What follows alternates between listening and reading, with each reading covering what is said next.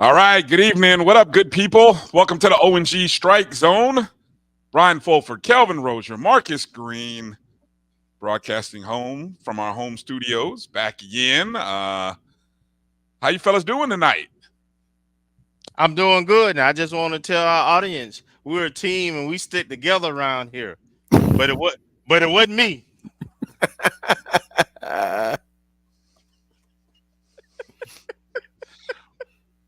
Marcus, how are you doing this evening?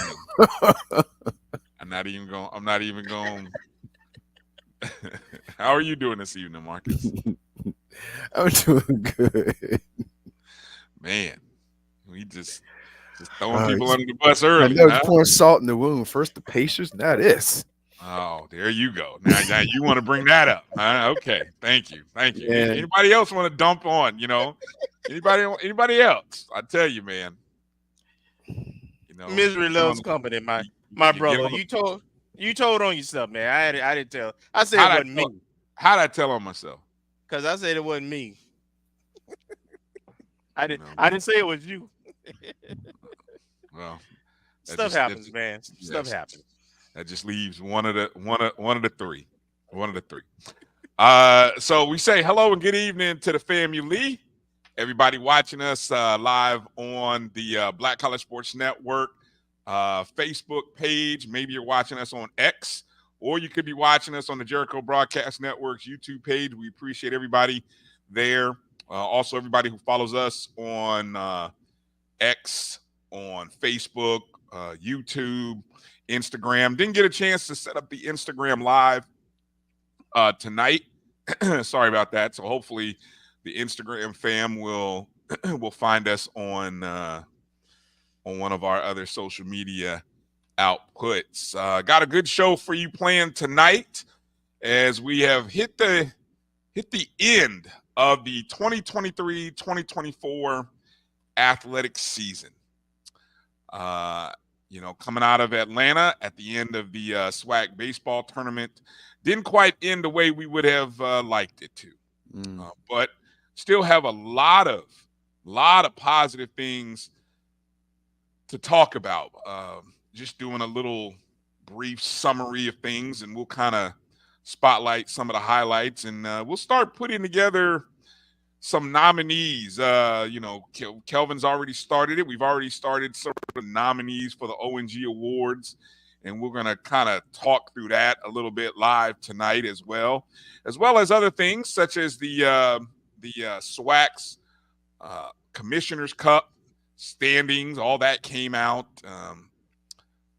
Marcus, I don't know, maybe has some updates with football. I know we got some updates with basketball, recruiting news.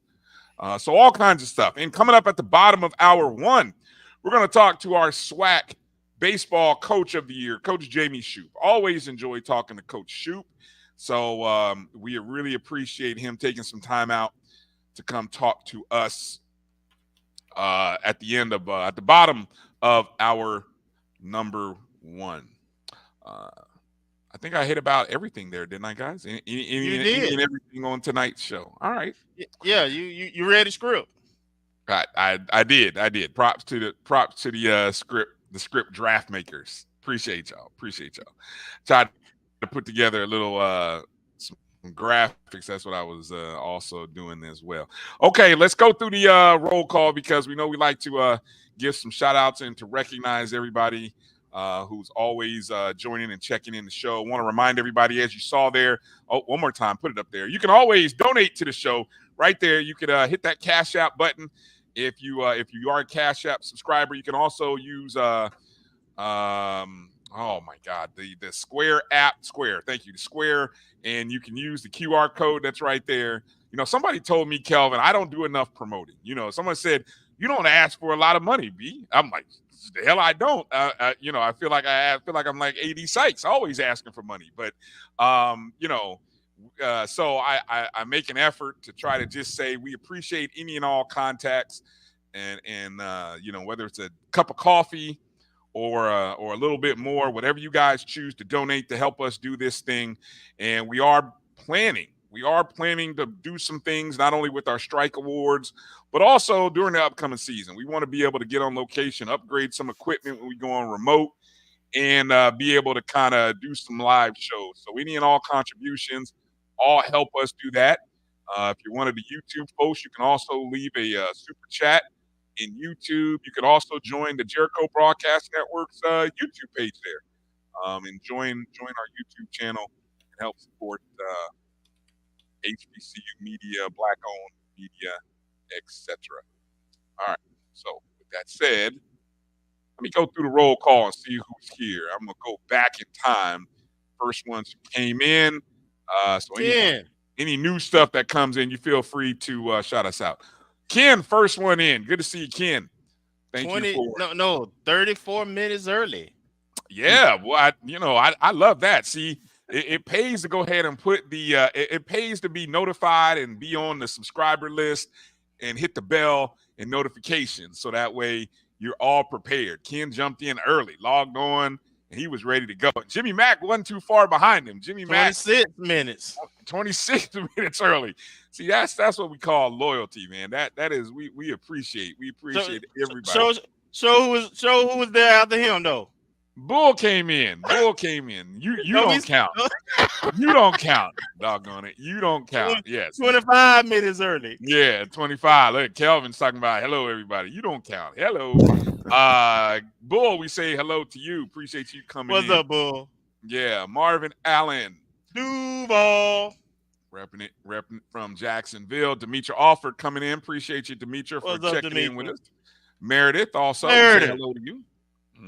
Melissa Wilson checking in. Good to see you, Melissa. We got Dr. Lori checking in.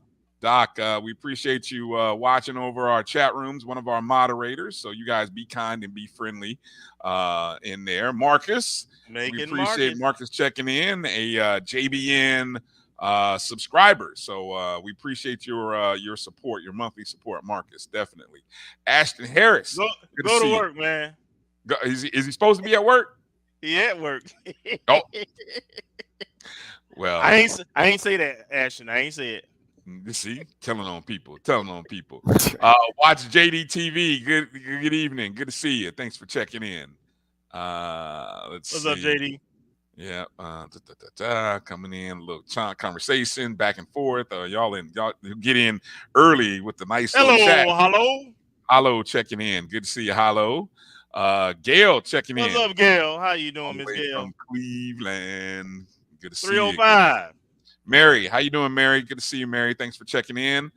PC, little baby. Good to see you, little baby. Tony, what up? Good to see Tony checking in. Yes, sir.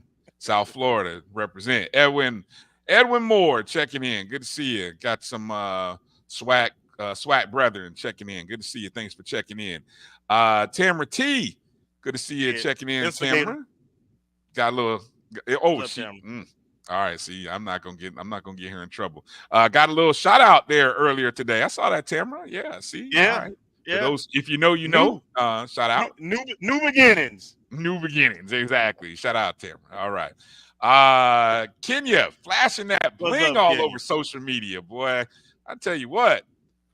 Oh, look who got hit. Wait a minute. That's not you? Is that? Oh, that's the pendant. Oh, that's the pendant.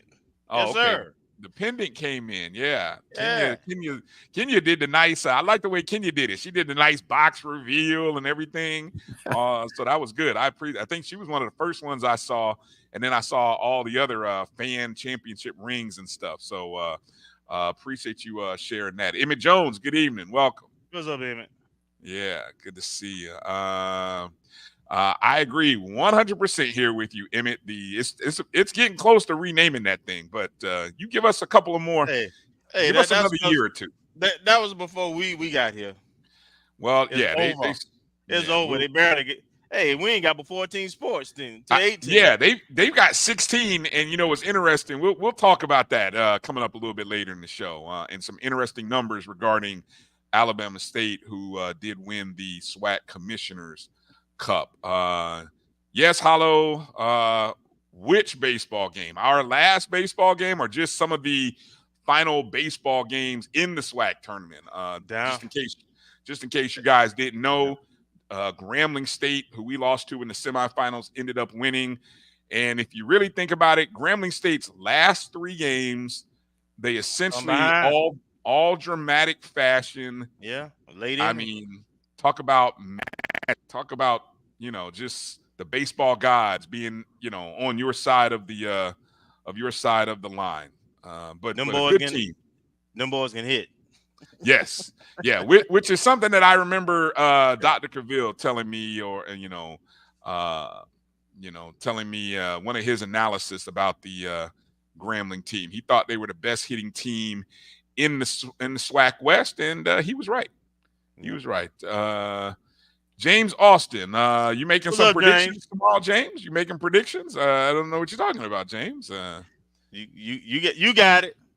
Yeah. Don't get it up. Don't get it up. We said we needed some philanthropy. A.D. Sykes said we needed some philanthropic donations, not people who give and then looking for season tickets. That ain't philanthropy, folks. Need some corporate sponsorships too. That too. That too. What do you say? What, Marcus? What? No, there's some considerations next week by the NCAA committee. Oh, okay. Well, hold that thought. You drop that. No, you got some info and news. We appreciate it. We'll drop that here in a second. Karen Griffin, good to see you, Karen. Thanks for checking in. Jay Hunter, appreciate you. What's up, nephew? Calhoun, what up? Wow. No, I did not. Edwin. She was actually on Dr. Cavill's, but Kelvin, you can't come on the show because of Kelvin. She can come on the show. We'll blame Kelvin. We'll blame Kelvin. Yes, no, I'm gonna call you out on this one because you want to call me out. I'm gonna call you out on this one. Hey, it is your fault. After you brought that up, we didn't win another game. Wow. And she wasn't even in our dugout. Oh my gosh. EA's in. Are you in Tampa, EA? Looks like EA's in Tampa for the National Alumni Convention. What's up, EA? Yeah, give us a shout out if you are in the chats, and if you're going to the National Alumni Association, let us know that you'll be there. More importantly, are you going to be there for breakfast with Tiffany on Friday or Saturday morning? Which morning is that? Is Friday? Oh, the breakfast is Friday morning, 7. Friday morning, breakfast with Tiffany. I don't know what y'all gonna be doing Thursday night. If y'all gonna be hanging out hard on is that the boat Thursday night? No, the boat is Friday night. Okay, good. Because I was gonna say y'all can't be on that boat Thursday night and then trying to be there for breakfast at 7:30. Whew, Jesus. Shaka, good to see you, Shaka. Thanks for checking in. Let's see. Shako, sorry about that. Carrie Daniels, grad student from Jacksonville. Good to see you, Carrie. Thanks for checking in. Glad you found us. Ezekiel Love. All right. Chuck Hunt from Mississippi. Monroe, Louisiana. Home of the I don't know, Monroe. Monroe is how far? That's north up there around. Not far from Grambling, huh? What's up, Chuck? Congratulations, Chuck. Congratulations. Exactly. Grambling, bringing it in. Grambling won three SWAC titles this year for the West. So probably the best, although when we look at the standings, I don't know if it mattered all that much. Sweet checking in. What's up, Sweet Duval? Yeah, exactly. Yeah, you missed the shout out there. It makes okay. All right. Let's see. Any other shout outs? Anything else I missed in there? I guess. Go ahead and shout out your mentor, Dexter. Dexter's in? Hold on. Yeah. Let me see. I can't find the comment because I moved around. I don't know, man. Okay. Yes, I did see Dex in there. You got your pendant, right? Yeah, Kelvin, you got your pendant. I saw Dex got a ring. Dex got a ring. Let's see. Alice McCullough checking in. Good to What's see up, you. Alice? Yeah. Grambling is apparently right. 33 miles away from Monroe. So that's good. That's good. All righty. All right. So let me see. Here we go. Well, let's talk about it. So SWAC Baseball Tournament in Atlanta, Georgia. I flew into Atlanta for the weekend, thinking I was on Saturday, matter of fact, ready to go in and celebrate. And man, what was I was witness to got right off the plane, right to the ballpark, and witness to a great. It was a good game, just from a baseball perspective. What a game it was for FAMU. We ended up losing, of course, 14-11, final game, the semifinal game. Third time we played Grambling in the SWAC tournament. Obviously, we started out hot the first two games, won those two games, then had to play Grambling, who was coming off of a win earlier in the day. Am I saying that right? Do I have the order? Friday. That was Friday. Okay. We had beaten them the first time in the semifinals of the of our bracket. Then they went into the losers round and had to. Let me see. Was that the game I had to see? They had to play. Was that the Alabama State game? Yes, I think so. Yeah. They had to come from behind to beat Alabama State, literally like in the bottom of the 10th inning, bottom of the 9th inning, something crazy. They ended up winning 11-10. They were down 10-8, ended up winning 11-10 in an elimination game, knocked out Alabama State, which means we got them again later that day. We were up at one point 3-1 in the 6th. Gave up some runs late. Obviously ended up losing the game. I think the final was 9-3. That was Friday night. So that ends up moving into the Saturday. And actually, because of what happened on the other side of the bracket between Jackson State and Bethune, that game also was a semifinal game. So the two Saturday games, which are sort of if games, if the unbeaten team loses Friday night, ends up being Saturday semifinals game. So you had 3 of the 4 Eastern teams in the Final Four. You had us, Bethune, Jackson State, and then Grambling representing the West. And so obviously on Saturday, Jackson State ended up beating Bethune. And then, wow, what a game on Saturday for us. A game that we went into the through 7 innings. I believe we were up 11-9 after a 3-run bottom of the 7th inning, which included in the park 2-run homer by Bryan. You got to dial it back a little bit. Oh, I do. Okay, well, fix it, Marcus. Well, I mean, at first it was like, oh yeah, I skipped the lead. The first 4 innings. Yeah, I skipped that. I'm sorry. And it was like, because that was wild. I know, it was like boom. It was like what, 3-0, then 3-3, then boom, 8-3. You're like, oh crap, what the heck? And then we, scratched and clawed and came back and tied it at 8. And then took the lead. Yeah, 11-8. Took the lead. Feeling like, we might have it. And then Grambling did what they did the whole series. Yeah. They hit the ball, and they hit the ball particularly in clutch situations. Mm-hmm. And yes, that the player of the championship series, Cam Buford.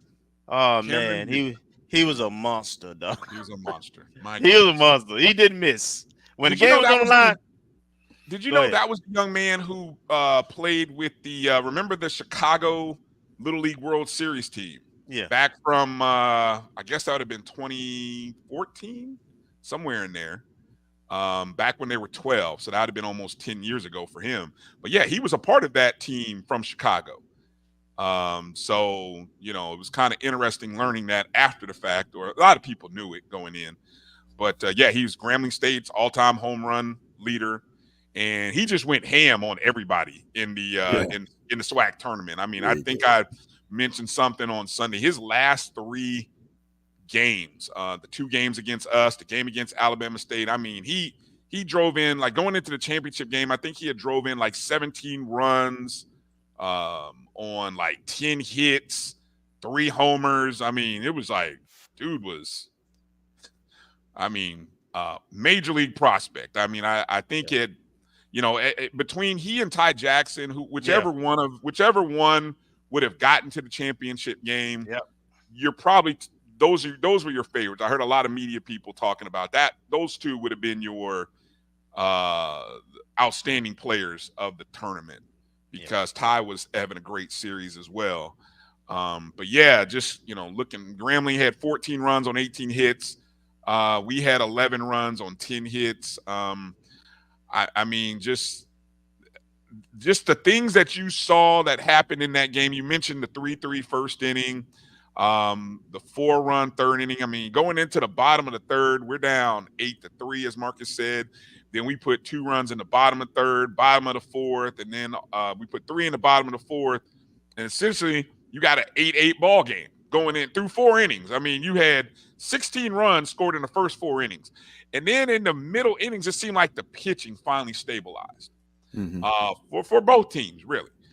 And then you had the final 3 innings, which dramatic fashion. So, I mean, the highs and lows of that game, we'll get a chance to talk to Coach Shouppe about. And, I mean, man, it's what a game it was. And then in case you missed it and you didn't follow along after that semifinal game, Grambling State defeated Jackson State in the bottom of the 9th inning, down a run, and you know, in dramatic fashion, they sort of steal 2 runs on sort of a I don't even call that a bunt or slap single, which then turns into a wild pitch, and it's just like, holy cow, these guys. The baseball gods were on their side, just like against us in that semifinal when we were about to put more runs on the board, and the line drive that Greco hits Bertado in the foot. In the foot, man, and craziest thing. I mean, that was going to be 2 more runs. I mean, it was. The baseball gods was just on their side, and they competed, man. I have nothing but respect and props for Grambling. Mm-hmm. Yeah. Either that was going to be a great play by the second baseman, or that was going to be 2 runs. Yes. You see the second baseman leaping to get the ball, but I don't know if it would have scooted under his glove. But it was like, are you joking me? And it was bases loaded too, and I was like,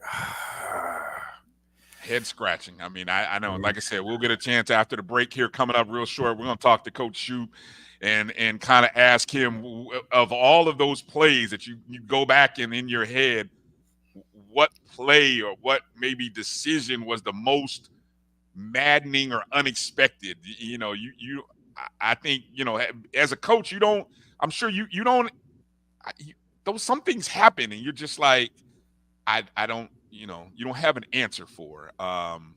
So I don't know. We'll see what coach thinks on that coming up on the other side. So our season ends 29-27. We do end SWAC East Division champs, and Grambling will go on into the Texas A&M Regional. So yeah. All right. Well, let's do this, guys. Let's find out from the man himself. Let's find out about the tournament, that game, and just the season in general. We'll talk to Coach Shouppe, Coach Jamey Shouppe, coming up on the other side of this quick commercial break. You guys hang in there with us. You got any questions for Coach, feel free to put them in the chat room. We'll get to what we can in the bottom of this next segment. So you're watching the O&G StrikeZone right here on the Black College Sports Network. We'll take a short break, come back in just a moment. If you think all pads are exactly the same, think again. This is Always Ultra Thins reinvented with the Always Triple Protection System. This pad wicks gushes 90% faster, absorbs even more so you can feel dry, and locks odors in. Rethink your pad for up to 100% leak-free and odor-free comfort with the totally reinvented Always Ultra Thins. This is always like never before. The Cuvée Group is a Florida-based marketing and training consulting firm. We help businesses communicate to their target audience and engage them in conversation. We also help to expand their audiences, which will ultimately result in growth for those organizations. In addition to being a certified constant contact specialist, my colleagues and I are also certified in John Maxwell Leadership Principles. We use these proven principles to conduct workshops, training, and private coaching sessions for individuals and companies looking to take things to the next level. Contact us to schedule a free consultation. Issues today, don't delay, call Cuvée. As technology continues to bring changes to the world of education, it's time we also reimagine teacher professional development. Gone are the days of one-size-fits-all learning that can only be accessed at a specific time and place. The Stride PD Center is an on-demand library of mobile-friendly courses that allow educators to learn anytime and anywhere. Our dynamic courses provide bite-sized learning and help educators advance their knowledge while also gaining professional development hours. The best professional development plans are those that include a level of flexibility and choice for educators. Whether you're a teacher, school, or district, visit us today to take charge of your learning.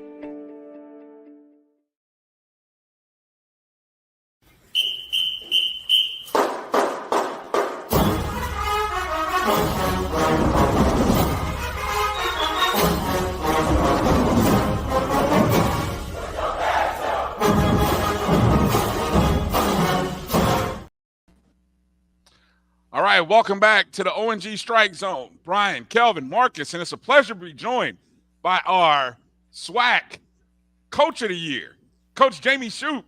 Coach, how you doing this evening, Coach? Thanks for coming on the show. I'm about as confused as you guys are listening to the last 10, 15 minutes of the show. A lot of questions in that tournament. It's postseason baseball, and it's a different animal all into itself. It was quite a weekend. I would be remiss if I didn't say congratulations to Davin Pierre. He's a good man. And I think that was the first time they've won it since like 18 years ago or 20 years ago. So I'm happy for a good guy and a good coach at Grambling. Like you guys, I'm a little numb from the whole weekend. A lot of questions. You know, baseball is always the second guess, probably the most second guess sport when you coach baseball of any sports there are. So, you know, y'all supposed to be my friend too, and y'all are look, they say too soon sometimes. So yeah.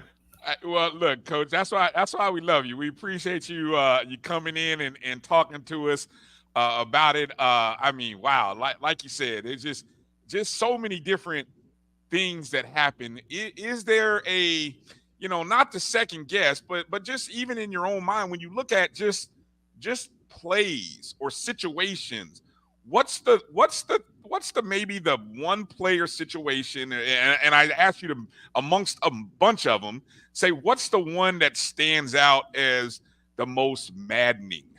Well, I mean, there are so many, but don't hesitate to second guess. I'm accustomed to it. My wife does it every time. But baseball is that sport, you know, because everybody has played the game, or most people have played the game, and it's just so easy to second guess. And there's so many things that go into it when you make decisions. Probably the one I second guessed myself on the most was after when we were 2-0, when we were undefeated, and y'all were mentioning the game that Alabama State and Grambling played, where Grambling came back and won by another home run by the third baseman, Buford, one of many during the tournament to win that game. I had told my wife, I said, you know what, if Grambling wins, we're going to pitch off. We're going to save our third starter, the other Granger, Jonathan Granger. Jake Granger, I'm sorry, and we're gonna pitch somebody else, and get to, because Cody Williams, our best reliever, had thrown the day before, and he needed a day off. He wasn't able to pitch the next day. So I said we're gonna start Granger. We're gonna have Cody Williams available. We're gonna have a full bullpen, healthy bullpen. And then they won, and I backtracked. I decided not to do it. I figured, let's go ahead and win it. The best chance we had to win the tournament was to win then, have a day off on Saturday, and get to the championship game on Sunday fresh with our arms. So I went for it, and, I still second guess myself a little bit. But, if you don't win it, you're going to second guess yourself. Everybody else is going to second guess you.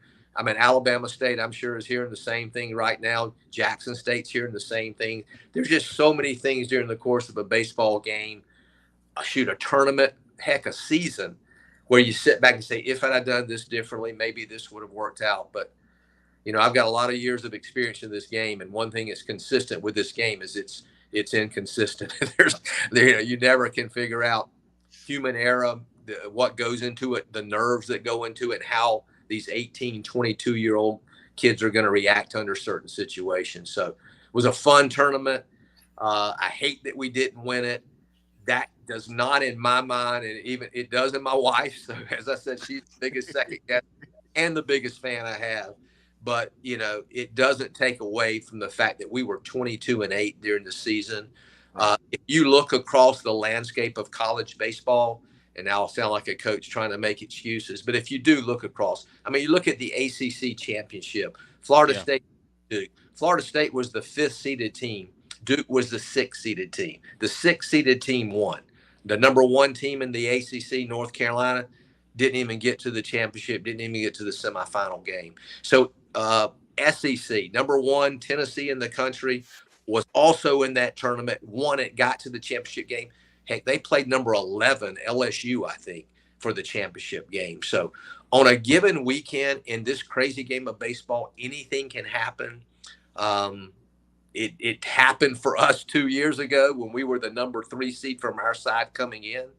Alabama State had owned us all year long, and we were able to get some momentum and play good baseball and win the tournament last year. 22-8 this year. We had a good ball club. We got some guys I'm going to miss. I can just go down the list. Any list or anything I talk about in baseball starts and ends with Ty Jackson. He's the best player and the best human being I've ever coached. 35 years of coaching.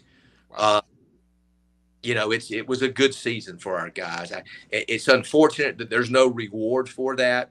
In other conferences, the ACC, they've got 5, 6 teams in the postseason. SEC's got more than that, 8 or 10. We got 1, and that's the one that wins that weekend. Fortunately for us, last year that was us. Yeah. Unfortunately for us this year, that was not us. But Grambling earned it. I heard you guys talking. They got hot. They earned it. It's the first time they've been in a long, long time, and I couldn't be more happy for Pierre and for his players. They're good men. He's a good guy in the right job for them, and they had a heck of a weekend. Go ahead, Kelvin. Coach, I'm gonna do something a little different with this first question. I want to know. It seemed like it was a lot of talent, particularly hitters, in the SWAC tournament and in SWAC in general.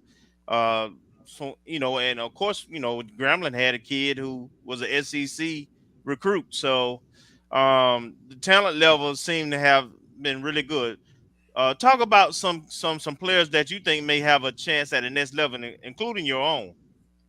Yeah, Buford, obviously. He was the talk of the tournament. He had a great tournament. He's a good kid. He played what people forget because they see the offensive prowess. They forget what a good defender he was at third base as well throughout the tournament. He made a heck of, several plays that could have been the difference in the ball game. You look at in the Jackson State in the championship game, their third baseman couldn't make a play. He made every play. So that was kind of the difference in the championship game.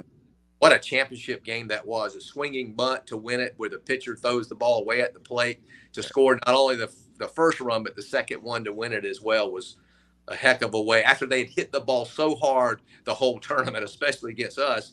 Then they win it on a swinging bunt, basically. So baseball, I tell my players all the time, you might as well get used to it. Baseball sucks. You know, know that coming in, then you're going to be really upset, during the course of a season. Ty Jackson, I think, has a chance to play at the next level. I hope he gets the opportunity to. Again, without question, he is the most fun kid I've ever coached. The kid he has. I tell my players, and we talk a lot about other things in baseball. We take at least 5 minutes to the beginning of every practice to have a word for the day and talk about different things that not only we feel like can help them in baseball, but can help them in life as well. And one of the key to me for life and baseball is attitude. And Ty has got the attitude thing figured out. There was not one single day in his 2-year career here that he didn't come to the baseball field with a great attitude. We played Bethune-Cookman at home a couple of weekends before the season concluded, and the guy had strep throat, and he comes to the field and he's like, you can just tell he's not Ty Jackson. He's sick, and he's like, Coach, I can play. I'm like, Ty, you get your stuff and go home and get rested, man. And he's like, he looked at me and said something. I said, Ty, that wasn't a question. There was no question. You're sick. You're going to go home and take care of yourself. We're going to need. The guy starts crying because he can't help his teammates play in a very, very important game. He's got the key to life. The key to life is your attitude for everybody. And that guy has got it figured out. So I'm going to miss that guy. Again, he is my most favorite player that I've ever coached in 21 years at Florida State and in 11 years now at FAMU. So going to miss that guy. He's getting married next December. I'll be at his wedding. I don't know what happens in baseball. I hope it works out for him, but life will work out for Ty Jackson because he'll make it work out for him. He's just got that edge, that attitude, the correct attitude to approach things and approach life with, and baseball. Bastardo can hit a little bit. In case you hadn't noticed, I felt so bad. Greco hit that ball, hit him off the ankle, and it just broke his heart. I don't know if it goes through. I think it does. I mean, the ball was like 112 off the bat. So he's going to be sorely missed too. He came from the transfer portal. We've had a lot of success in the transfer portal. Bethune's got some pitching that I think's got a chance to play. Their number one Friday night guy, I can't pronounce his name, but he's going to have a chance to pitch as well. They had a 5th rounder last year that's pitching in Double-A, I think, right now. It's hard to play at the next level.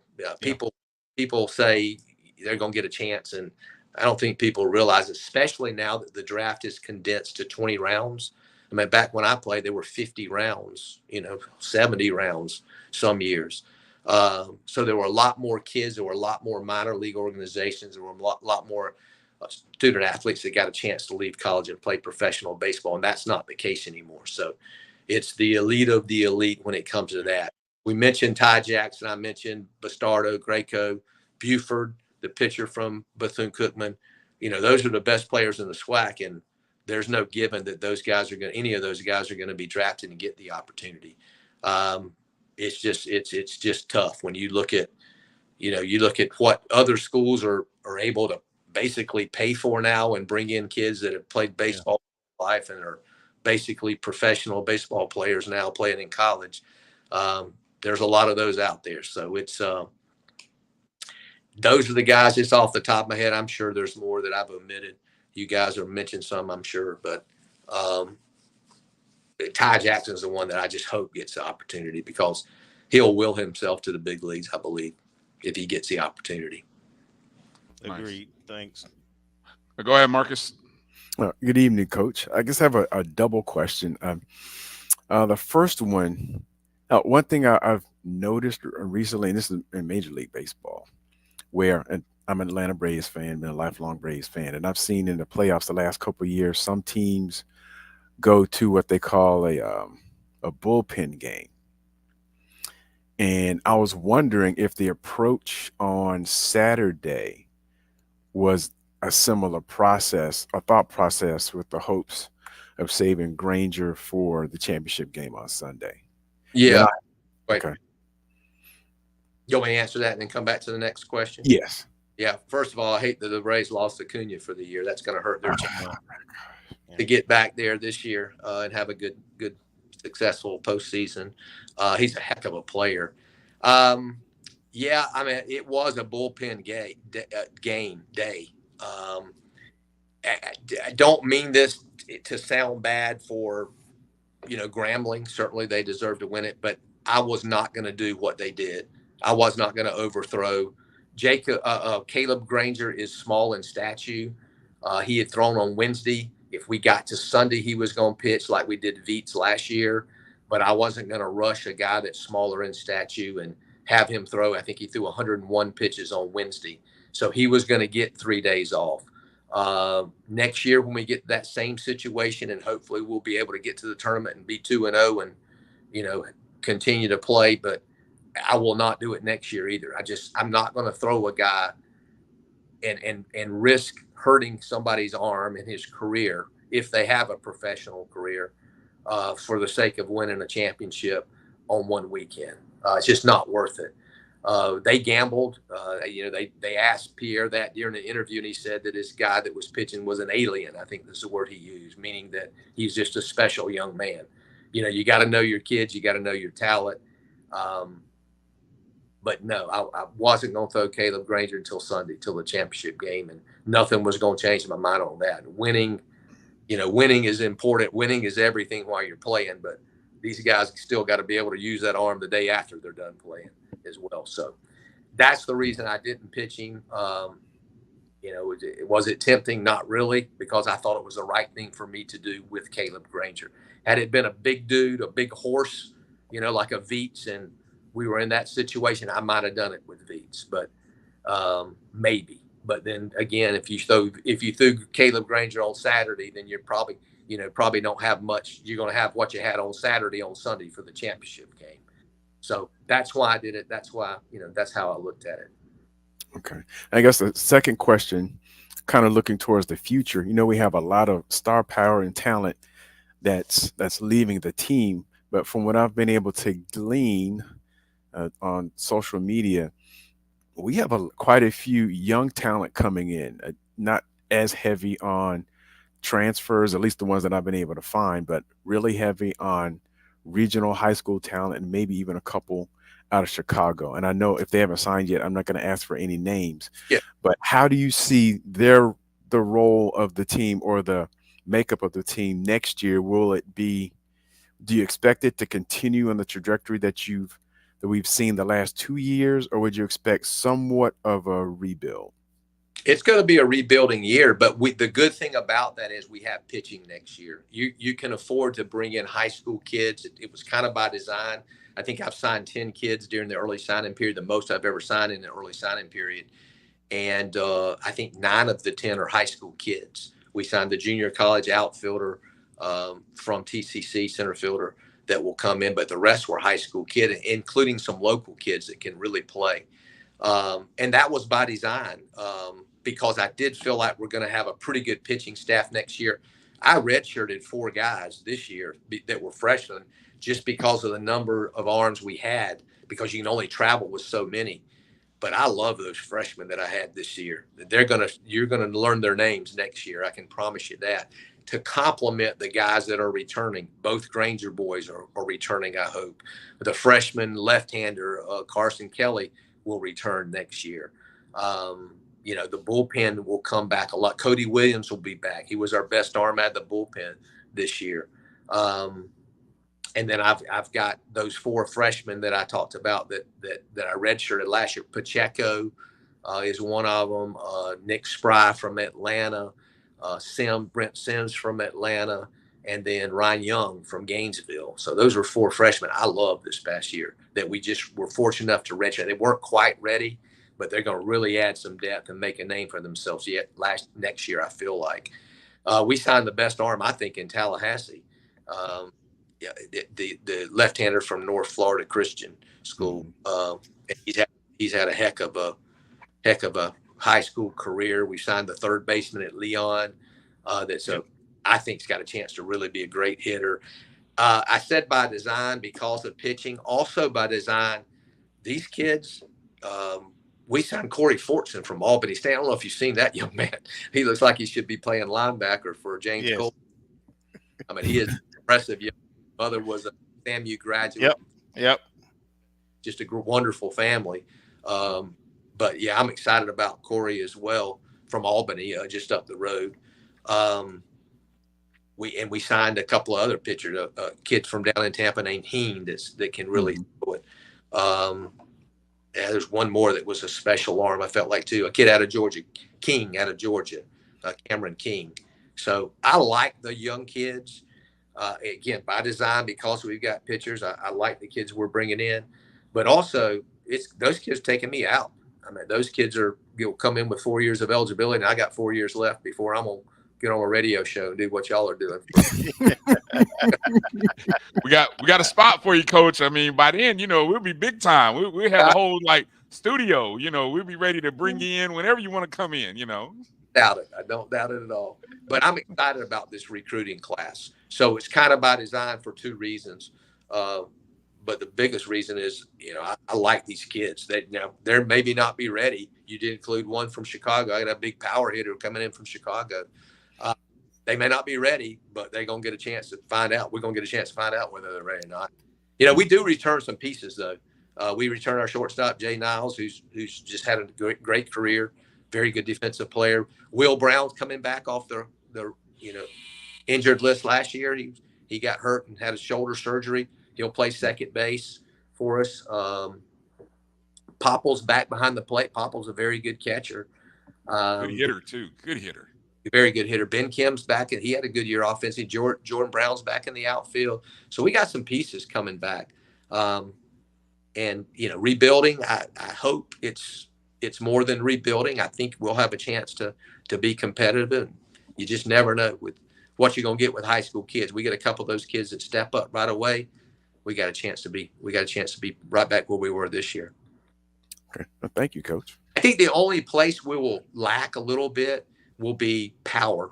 There's not a whole lot of power. You usually don't get power from freshmen, but Pop will increase his power. Will Brown's got some pop. We'll probably drop off in home runs a little bit, but we've had two pretty good seasons where I think we had over 60 home runs this year and 75 last year. So we've had a couple of seasons where we've hit a lot of home runs, school record home run last season as well. But that may drop off, but I hope the wins don't drop off.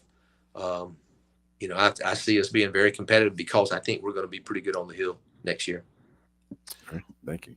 Well, so I was gonna kind of follow there along with the questioning that Marcus had with regards to recruiting. Well, more so just in terms of developing pitchers. I know that's always a challenge.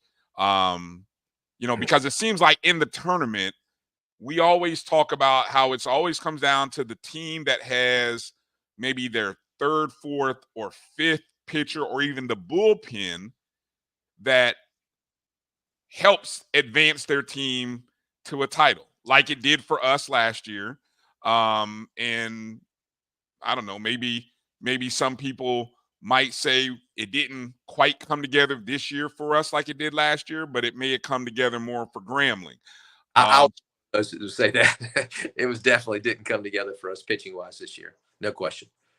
So I mean, when you're dealing with so many young people, and I know guys who are young, they pitch so many more games. Like there's that experience. And I guess I was thinking in relation to other sports, like how are pitchers, young pitchers, what is it that you're hoping young pitchers are able to do? Is there a big transition going from the high school and the club circuit that they're on to that college level in their first, second years? Talk a little bit about that transition that these young pitchers are going to have for you. Yeah, baseball's not easy. I mean, that's the first thing. If you think I tell my guys that all the time, if you think it's easy, you need to go find something else to do, because baseball is a very difficult sport. It's not the strongest team that wins, the biggest team that wins. It's the team that's able to execute the skills of the game the best are the ones that usually win. The hitting, the pitching is a big part of that as well. And it's a difficult game. That's why they have a minor league system and they play so many baseball games just to try to perfect the skills of baseball. But yeah, I mean, I agree with you. Our pitchers, they came through last year. They didn't this year. You hope somebody steps up, and unfortunately, it didn't happen this year for us pitching wise. Or you can credit Grambling's hitting. I mean, they swang the bats. It wasn't just our pitching. They hit it. They hit everybody's pitching during the course of this tournament. So they got hot at the right time. That's what I hate about the format of only one team representing the SWAC in the postseason, and it all boils down to how you play on that weekend. It doesn't. Again, we had a great 22-8. That's a great regular season in conference play. 22-8. But here we are sitting at home talking about Grambling going to the postseason. So it's just the format we play in. We don't have at-large bids in the SWAC. SEC, I said it. I think they have 8 in the tournament. SEC has 10, I think, in the tournament. SWAC's got 1. So it happens to be Grambling, and it's because they had such a great weekend last weekend. And again, everything plays into it. I don't shy away from that. I know that I'm always have critics. You're always going to have critics as a baseball coach, and that's part of the game.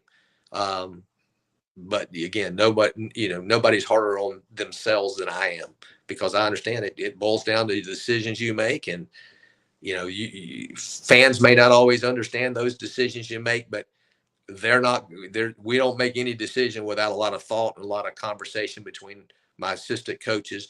Speaking of, too, this was my best coaching staff I think I've had at FAMU. Brett's known baseball. I coached Brett in high school years ago, so I've known him forever. He and I communicate and get along very, very well on the baseball field. But we brought in 2 young kids this year that were members of the 2019 championship team. Our catcher, first baseman from that team, Tucker Rayburn, and our closer off that team, Jeremiah McCollum. Jeremiah helped me with the pitching, and Tuck helped Brett with the hitters. It was the best in terms of just the flow of practice and the camaraderie, having younger kids involved in your program. Kids, I say young men, players. It was refreshing this year. So I hope we'll be able to sustain that.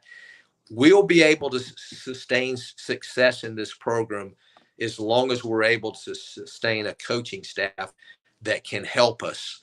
Because when you got 40 kids out there, it's hard to have more than a 1-10 ratio and get the most out of these young men. Baseball is a game of repetition. It's a game of how many fungos can you take during the course of the game? How many swings can you get? You need coaches to manually throw those BP and hit those fungos. And we got a lot of that in this year. I love those 2 guys. Both of them are going to be very, very good coaches. And both of them get it. They know our system. They understand what coaching is about. They understand it's not a white collar job. It's a blue collar job. You got to roll your sleeves up every day and come to work. People don't realize what the grind that coaches go through, not to mention these student athletes, but the coaches. I mean, I'm 63 years old. I'm throwing BP every day and hitting fungos and running around with the guys as best I can. And, just to have some younger guys doing that really, really helps the success of our program. The success we've had, winning championships can be sustained, but it's not going to be with just 2 coaches. It's going to have to be, we're going to have to get help from the administration like we did this year to have, 4 coaches out there with our baseball program. I know funding's always an issue. It will continue to be at not only FAMU, but most HBCUs. I just hope people out there listening will understand that money helps, It really, you got to do is look at these programs and the big time facilities they have and the NIL money and stuff. They win for a reason. We just need coaches. We just need enough money to be able to pay these young men to invest in a career in coaching, because both of them are going to be outstanding coaches, I feel like. Mm-hmm. Go ahead, Kelvin. Well, I was going to let you go to the guests, because I see a couple of nice questions out there with some of the audience. Yeah, Yeah, well, I saw that as well. I know here's one that I see that a little bit different. I think some of the other ones I think had gotten answered a little bit. Let me go to this one, Coach, about getting faster going in the next season, about the speed on the base pads. Says, will we get faster next year also? What's your thought on our speed, and how would you evaluate this year on the base pads, and what's the future looking like? Yeah, we've never been big on stealing a lot of bases. There's a gamble when you steal. We don't have a lot of stolen bases, but our percentage of stealing bases is usually pretty good. We don't have 100 stolen bases. We'll have some guys that can run. Jalen Niles can run. He's just got to get on base more. Will Brown can run a little bit. Ben Kim, Jordan Brown can run a little bit. So it's just the way I coach. Sometimes it's a gamble. Sometimes everybody slide steps now. So it's just I can't say we'll be much better in the stolen base area, but that's not that hasn't kept us from winning championships. So you look at some of these programs that don't even make the tournament that have 100 stolen bases during the course of the season. They also thrown out 50 times on the bases. And I don't like, I like our percentages. I don't like the fact that you can run yourself out of an inning like so many teams that we play against do. Right. All right. I got another one, and this kind of will give me, I was going to ask this question, but it has to do about the competition difference in the East and West. Now, one of the things that came out of the tournament, and I'm assuming you might be aware of this, that there's a belief that next year, that each school is going to get a chance to play 10 SWAC opponents next year instead of playing all East and all West. So that means we will get a chance to play some of the West. So if you can talk a little bit about the competition difference, and then maybe your thoughts about going to the new scheduling format for next year, where we'll play 10 series against different people in the SWAC possibly. Yeah, I'm obviously prone to believing that the East is a tougher right now, at least the last couple of years, than the West has been, although the West won it this year. I think it was one of four that were in the semifinals, 4 from our side. Well, 3 from our side and 1 from the other side, being Grambling, the team that won it. I mean, they played Jackson State, our 4 seed, for the championship. They were the 2 seed on the other side. So, I mean, I'm sure it changes from years to year. But they what they say is our side, whoever they say our side is more of a pitching side and the other side is more of an offensive hitting side. So whether that holds true year in, year, I don't know, but it certainly seemed to be the case this year. So that's in the president's hands right now, the way I understand it. But we as coaches have voted to play one single season or one division rather than 2 divisions. You'll play everybody during the course of the season except for one team. If the schedule holds true, Southern would be the team we'll skip next year, but we'll play everybody else 3 games rather than playing the teams from our side 6 games, 3 at home, 3 at their place. So I'm excited about that. Travel is going to be a little bit of a bear if it passes. If it doesn't, it'll be because of cost concerns, I'm sure. Travel it'll probably be somewhat close to balancing out, but it will be a little bit more expensive. So that's why I'm not too optimistic that the presidents will vote for that. I'd like to see it. I think we vote for all conference teams, and some of the kids that we're supposed to be voting for, we had never seen play in person. We numbers, and the numbers can be skewed sometimes because, a lot of schools are playing non-Division I schools. Numbers are inflated sometimes because of that. We played the number 4 strength of schedule last year in our outside competition, or other than out of conference competition. We were in the, within top 50, I think, this year in strength of schedule for out of conference games. A lot of teams on the other side, and aren't doing that. Even on our side, aren't doing that. So it's kind of hard. It's kind of hard to, if you don't see a kid, vote for a kid, even though his numbers may look great. I hope it happens. I don't know if it will. I'm not too optimistic about it because, as we said, cost is always a concern at FAMU, and in the SWAC as well with other programs. So I think it would be fair. I think it'd be good to have, and I think it's would help our program as well. Not only our program, but help the SWAC. I've heard a few people say that one of the bigger challenges may be what happens when you have one of those weekends where the weather doesn't cooperate. It's hard to make up those games. So I mean, I know that's one of the, obviously, cost is always talked about, but probably playing those makeup games and you have to get 80% of your conference games in to determine the seeding as being one of those challenges. So I don't know if you have you thought about that as a. I mean, we had weather issues this year at Valley, but we just moved the series to a Saturday, Sunday, Monday series. I mean, you just have to be proactive and looking at the weather. Maybe you play one weekend when it's scheduled for a Friday, Saturday, Sunday. Maybe you don't play till maybe you play Thursday and then a doubleheader Sunday. Get there a day early or whatever. But there are ways to work on that. As I said, in Valley, we had weather coming in, so we just pushed the series back a day and played Saturday, Sunday, Monday. Yeah, I mean, again, I'm sure there's some flaws in it, but that same thing could happen, this year. It could happen when you're playing a divisional series as well. It did happen. I mean, the other side, especially the West, had several games rained out. I think some of them missed like 4 or 5 games. So it happens. It's weather. So it's about as predictable as baseball weather is. Yeah, definitely. I see another question, and more of a statement, but I think it goes to when you look at small conferences. I think I read in Gerald Thomas' article in the Democrat that 19 of the 30 conferences going into the regionals this upcoming weekend only received 1 bid. So, in order for the SWAC, FAMU, or whomever else to receive more than the championship auto bid, is it going to have to be more than the non-conference wins? I mean, we saw some SWAC teams have some success in a non-conference. I know we play a competitive non-conference.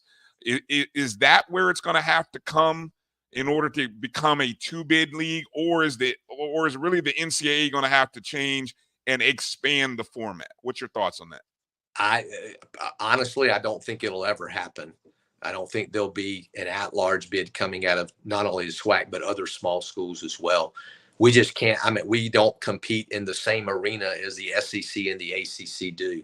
We don't have NIL money. We don't have the facilities.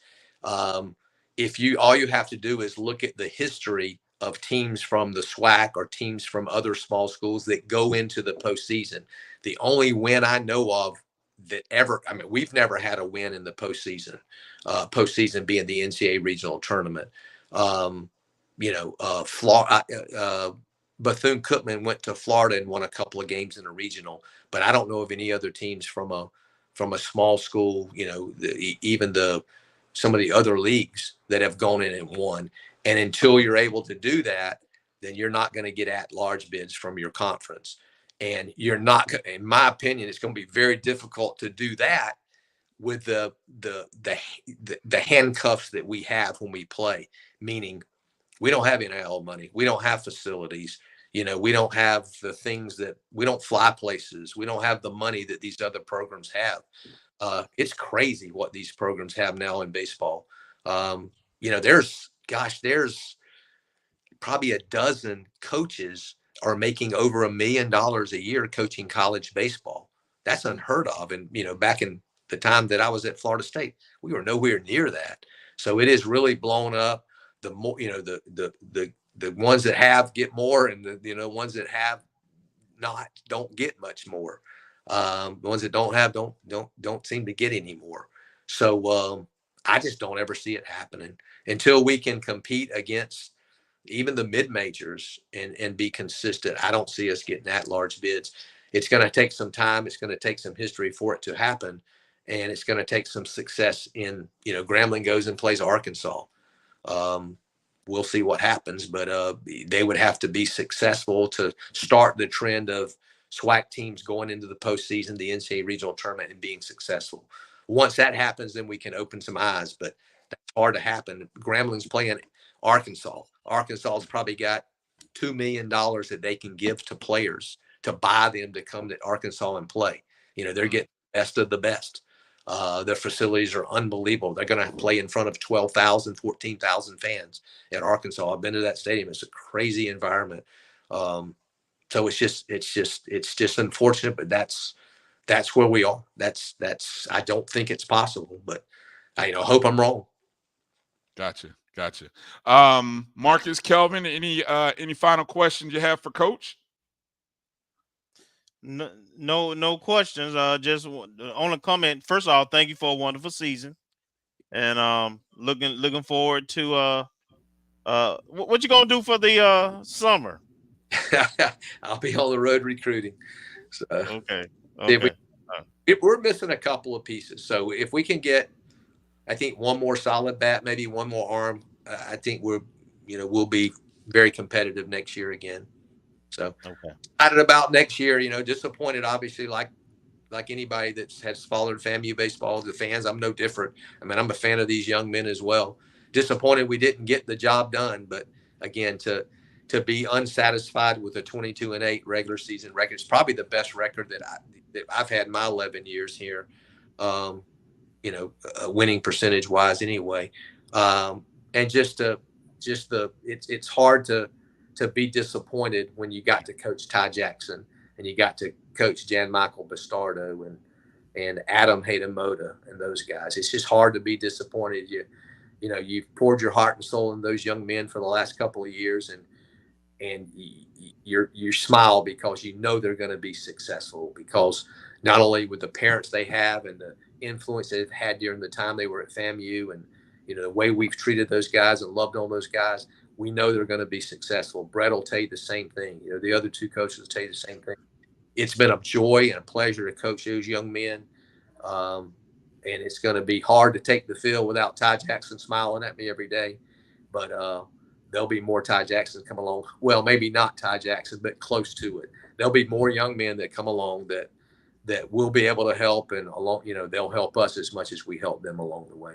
So excited to see who those guys are going to be, and excited to see how next season will unfold. All right. Appreciate you. Marcus, got anything for Coach? Nope. I'm just looking forward to fall ball and looking at the recruiting list. Absolutely. All right. Wait. FAMU baseball, the media as well. Thank you.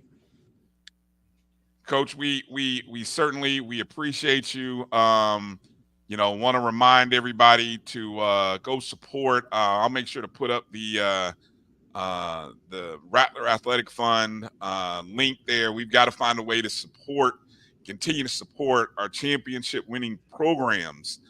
We got quite a few, but we got to make sure we take care of our spring sports, especially baseball. And I know, we got NIL opportunities that are coming. So, there's a lot of things happening. Hopefully anybody who's listening to us in Tampa at the National Alumni Association convention, when those opportunities come to give money, we got to give money. We heard the demands, Coach. We got to get a turf field. We got to get that turf field. The AD Sykes said that's the largest wish on so we need that philanthropic individual to come through and I don't know, maybe they'll find a way. Well, look, what they say. We'll put it. Hey, if you come up with 1.3 million, we'll put your name on there. Well, look, when you give, look, if it's true philanthropy, look, you don't get any, you don't ask for anything. You just do it because you love to do it. So that's what we need. We need that 1.3, I think was the number I heard. 1.3. Go ahead. They let them put their name up there on the field. Wherever they want to put it. Hey, wherever they want to put it. You want to put it in the deep corner. You want to put it in center field. Wherever you want to put it. We'll put your name out there for 1.3. But yeah, that's what we need. They can wear the head coaching hat. I'll be an assistant coach. Exactly. There you go. Hey, they get a turn in the card, Coach. That's about all we'll let you get. Let them walk the card to the home plate. They can get their wife to second guess them.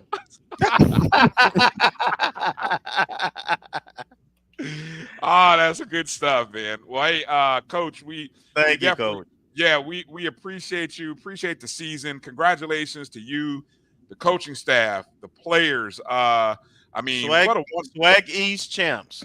SWAC East champs, SWAC champs from a year ago, HBCU national champs from a year ago.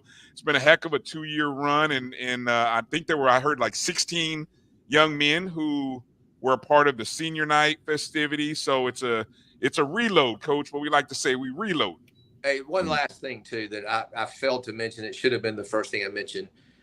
We led the men's sports this spring with a 3.3 GPA as well. So that's just right. Men and recruiting. So proud of you guys in more ways on the baseball field. Definitely. And I think I saw someone make note of the sportsmanship of the guys after that game. I mean, you rarely see the handshake line turn into hugs, but the rival, and I will say it's a rivalry now between us and Grambling. There was a lot of respect and love between the guys after that game was over, and that just goes to speak to the kind of young men that you recruit and that you coach up. And so to you, the staff, the young men, I mean, we're gonna miss seeing Ty and Bastardo and Greco and the names that we have learned to talk about and love watching. But they go on to be alumni, and next up, and we're looking forward to the future. So to you and Mrs. Shouppe, you guys have a good summer. You know, maybe she won't second guess your vacation plans, Coach. Maybe that will happen. I'm smart enough to let her make those plans. So there you go. You can't go wrong. You can't go wrong, Coach. You can't go wrong in that one. All right. Hey, Coach, we appreciate you. We love you. Thank you for all your time. Thank you for all your work. And hey, whenever you need us to help promote something or advertise something, you let us know. Let Kelvin know. Camp. Yeah. We have a camp, showcase camp, Saturday the 8th, June the 8th, a week from Saturday. So any high school kids, come on out and will give us a chance to take a look at you. All right. What time? Saturday, June 8th. FAMU, I think it's 9:00. It's on the brochure. Okay. It's FAMUBaseballcamps.com. FAMU Baseball. All right. FAMUBaseballcamps.com. All right. We'll make sure to put up a flash on that. Put that in the chat room for me, Marcus or Kelvin, so that way I can put a banner up here a little bit later in the show. All right, Coach. Thanks for your time tonight. God bless you. Take care. And have a good summer, and we will see you when we're back on the field again. Sure. Thank you. All right. All right, ladies and gentlemen, Coach Jamey Shouppe, our SWAC championship winning coach. Good stuff. Great honesty. Love the honesty and the realism by Coach. You know, no transparent as heck. Yeah. Yes, indeed. All right, so let's take a break. We're a little bit over. Come back, kind of talk a little bit about some of the big picture stuff on the end of the SWAC season, but more so our season. The 23-24 season has come to an end, and we've got a lot of champions, a lot of players of the years, a lot of coaches of the year. So we're going to make sure to mention all those. I didn't work up any fancy graphics for all that, but for the next show. And then we can also start talking about some nominees for our O&G awards as well. So thank you to everybody in the chat room for your questions and your comments and suggestions. Go make sure to hit that Rattler Athletic Fund and donate to baseball. And I think I saw Mike Reed say that the Tampa chapter did a fundraising. And I'm going to tell you what, Mike, that fundraiser that you guys did, let me see if I saved it in here, because that's a good idea. Yeah, okay. So here's the fundraiser that Mike is mentioning here. The team scored 306 runs this year in 29 wins, hit 60 home runs, and stole 44 bases. And so the Tampa chapter had a pledge amount of a certain amount for every run, win, home run, stolen base. I don't know if they incrementally changed the numbers, but it raised It raised just over $400, I believe. Unless that's 4,000, I can't see where the decimal point is. It's 400. It's 400. Okay. So I would love for, that's the kind of thing that I would love for all of our alumni associations to do. That, Bryan, but also I know I sent you guys in a separate thing. One of my favorite teams, the Atlanta Hawks, they have some sponsorship with somebody in Atlanta where the number of threes they hit, somebody donates $3 to the Hawks Scholarship Fund. So if we get corporate sponsorship and you use whatever metrics you have in the partnership, use whatever metrics for any particular team. Say if you have one corporate partner for each team, and then they select the metric, like for every touchdown or every point or every 3-point, something like that, and use that as a collaborative effort. I think that's a great gateway sponsorship opportunity for a business. Maybe a large business or some entity corporate, they may be unsure about whether they want to support the FAMU brand or support athletics, but getting them in with some type of promotion like that, Marcus, I think that's a great gateway for a company to do something like that in this year. And then because of the interaction that people have in whether it be social media posts and following along, tagging that business or retweeting that business, that could lead to more engagement and them saying, wow, I really like the engagement from that FAMU fan base. And yes, your team was fun to watch. You got great coaches, great student athletes. We'd love to do more, whether it be NIL or more bigger corporate dollars. So I love that idea, Marcus. That's a kind of tying into that is the article I just sent, I guess, by Ross Dellinger. He's been all over stuff with all the changes in NCAA. But basically, next week, which committee is it? The NCAA's governing structure didn't say which subcommittee. Basically, considering whether on-field logos or corporate sponsorships on uniforms. It's gonna happen. It's gonna happen. Wow, we're moving to that. They fall in the pro model. Absolutely. Yeah. I mean, might as well. You have to help. I mean, look, at this point, we've already the door has been opened. I mean, college athletics has turned into a professional business. I have said for a long time, it's recession proof right now. It seems the money keeps getting printed, and it's just up to organization, small schools, HBCUs, and I just not just HBCUs, but us, small, low resources schools. You've got to find a way. And I think, I heard this talked about today on the board of trustees and FAMU and the meetings today. Being able to go to these corporate connections that people have and be able to get them to be a part of FAMU in different ways. And there's so many different ways, whether it be through NIL, whether it be through the academic fund, whether it be through sponsorship. I mean, sponsoring on the jersey is probably a smaller cost than sponsoring the stadium or the field. You know what I'm saying? Not a P3 though. I know it's not a P3, Kelvin. But that's not what I was going at.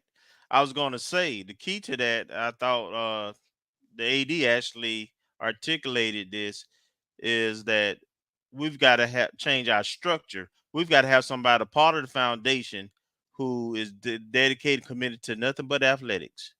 Wow, that's big.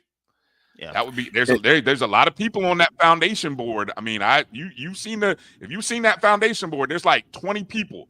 Yeah, I know over half of them are sports FAMU athletics enthusiasts. It'd be nice to have one of them raise their hand and say, I would love to be a part of helping make that happen. Mm-hmm. And the other thing it does is something we talked about before, that if you have someone or maybe a couple of people dedicated to athletics, you don't have I'm not sure what the appropriate term is, but we've all talked about how things get channeled or funneled. Administration wants either the credit or the funding or whatever. And corporate entity X. Okay, so who gets directed to, or does it get steered towards administration because of the size of it? All those type things, you preclude that when you acknowledge that, hey, we have a lot of mouths to feed, and we need to have dedicated people who are going to help wade through and help understand where it's going, and not try to pour it in or try to bogart on somebody else's pot that they bring to the table. Yeah, everybody can eat, man. There's a lot of people. Certain people gonna get to certain things, right? There's company, and the discussion that happened today at the board meeting was, there's companies who want to be linked or identified with athletic programs. So, they not necessarily want to be linked to academics. So there's enough of those entities out there. I think the Marching 100 needs somebody dedicated to raise funds for them for their travel. I mean, so we just got to get in the game. And Bryan, where I differ with you is that it's not that athletics is going this way. Division I athletics has always been this way. Okay. It's just that they stopped the pretending part of it, right? It used to be under the cover. I can remember when I was in school and I was friends with a certain Florida State football player, and I'm taking them to a certain location to get a MoneyGram through Western Union. So this is nothing new. They just stopped faking the funk now. There you go. What used to be done in the dark and under the table is out in the open and in full view. So that's where we are. That's where we are. All right, let's take that short break. Come back on the other side, and let's talk a little bit about some of the happenings, not only for our season, but in the SWAC in general. You guys hang in there with us. You're watching the O&G StrikeZone right here on the Black College Sports Network. We'll be back in just a moment. Since 2002, Empowerment Resources, Inc., a nonprofit organization, has empowered more than 1,500 youth and adults in Duval and surrounding counties through its programs Journey into Womanhood, Girls Mentoring, Life Skills for Teens, and Parenting Education Coaching. To get involved with programs, volunteer, or donate, visit www.empowermentresourcesinc.org. Follow us on social media, facebook.com/empowerment.resources and instagram.com/empowermentJAX. The human voice has always connected audiences with experiences. Major brands all across America have trusted Kever's voice time and time again. Conversational, powerhouse, intelligent, and sincere. That's the voice you need for your creative marketing process. KEAVERSVOICE.com. Kever's Voice, Kever's Voice, KeversVoice.com. Always on, all the time. Nope. Nope. Come on, him? Ooh, I like him.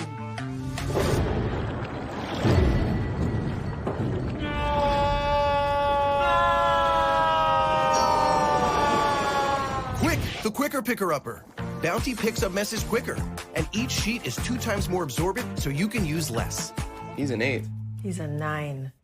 Bounty, the quicker picker-upper. From novice to aficionado, find yourself here. High quality cigars plus personal customer service. Slow Burn is Waco's only mobile cigar lounge, featuring a meticulous, curated collection of premium cigars. Visit our website, www.slowburnwaco.com. That's www.slowburnwaco.com.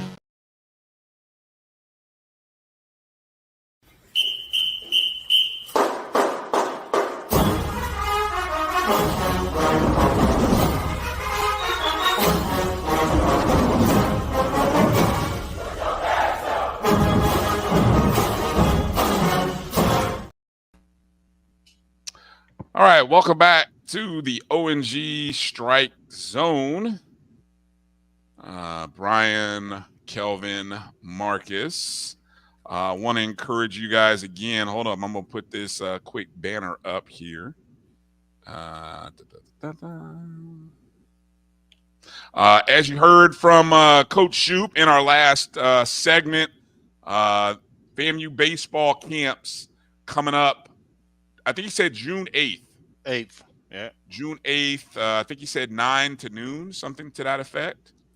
But you can get all the information. FAMUBaseballCamps.com. If you know a prospect or you know somebody who I'm sure whether he be a senior or junior, could be a sophomore, trying to get on the radar. It's a great opportunity to get some instruction and to, more importantly, let coaches get a chance to see him. So that's FAMUBaseballCamps.com. Make sure to share this, family, and let's see if we can continue to grow this program. Marcus, any other tidbits from the numbers and the recruiting aspect regarding baseball? Anything that you didn't get to ask, or maybe that you didn't want to say because Coach was there? No, he pretty much. I mean, he listed it out. Okay, listed it out. I'm on mute. Make sure I'm not on mute. But yeah, we've got 11 prospects. He said 10.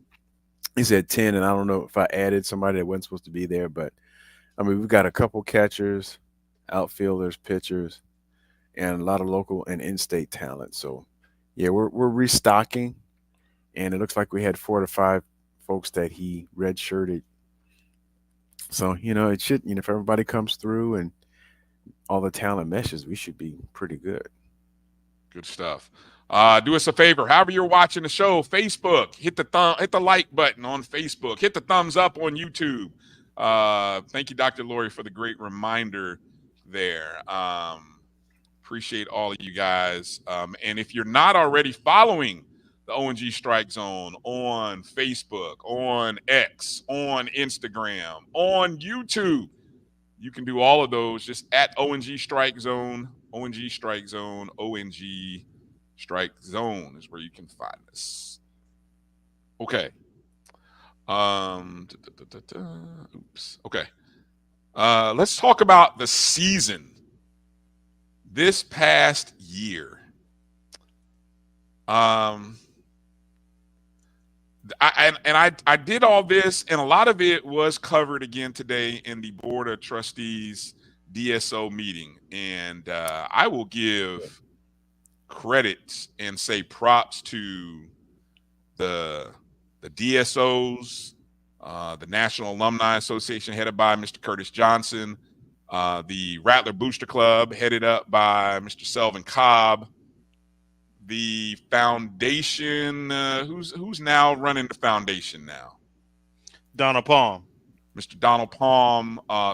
And then, of course, the end of that afternoon segment was our VP of Intercollegiate Athletics, A.D. Sykes.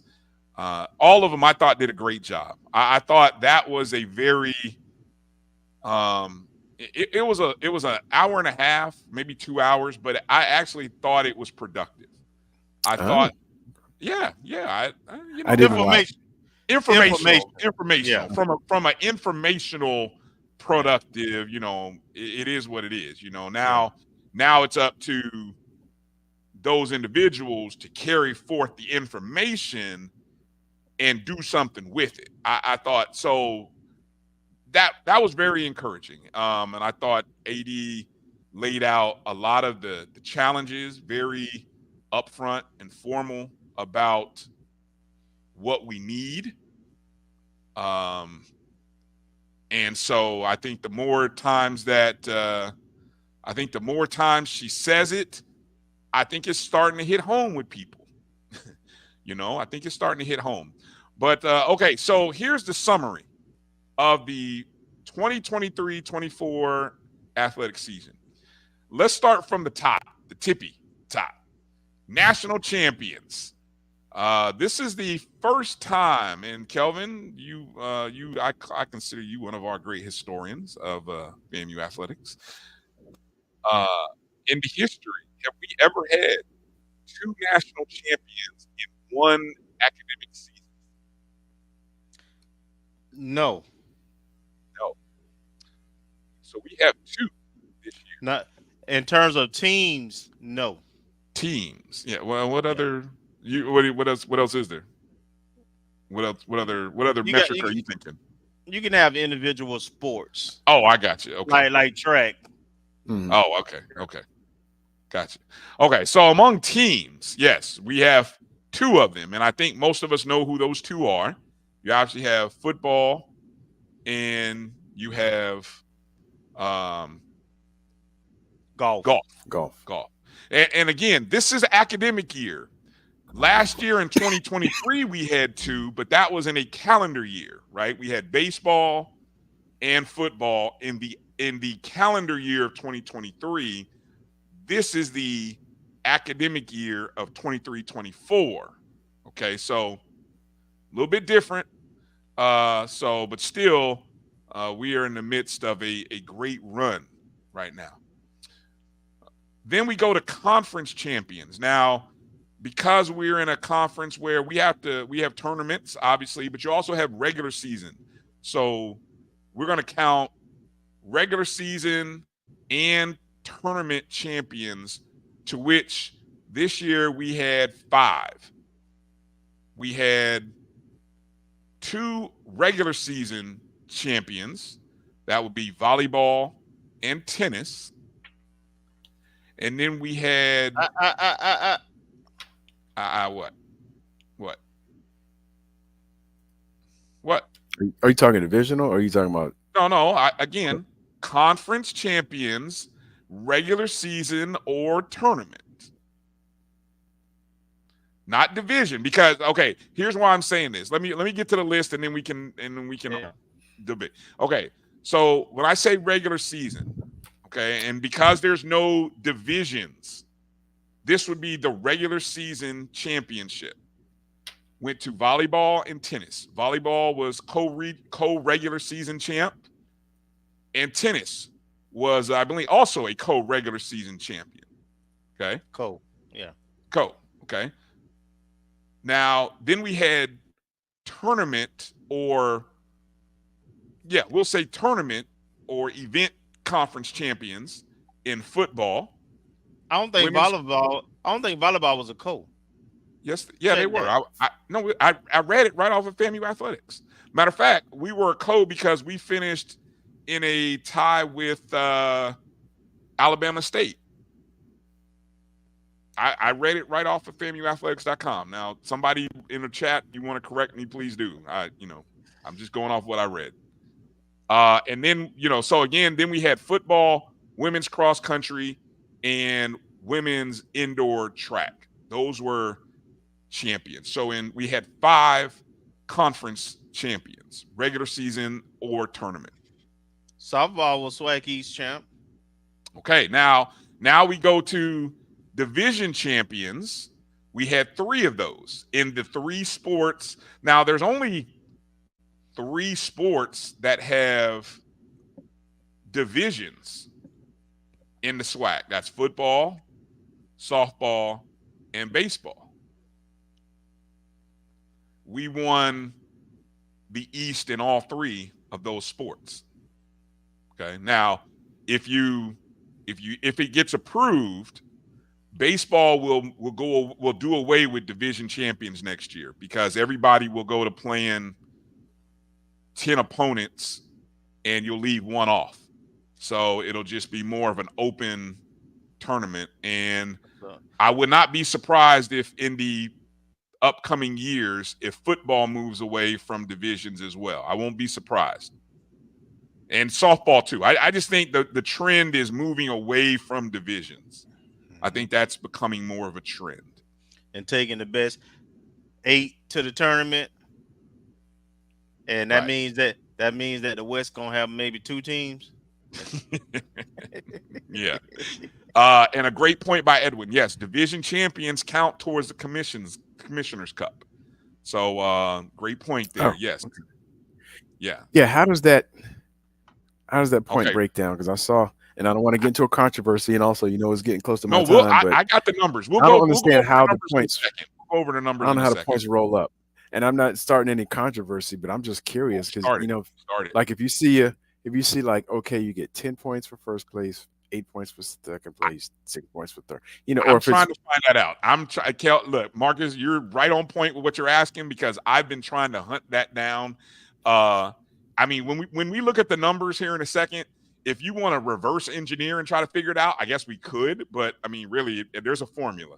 There is. Like if you win the tournament, there's like so many magic. points.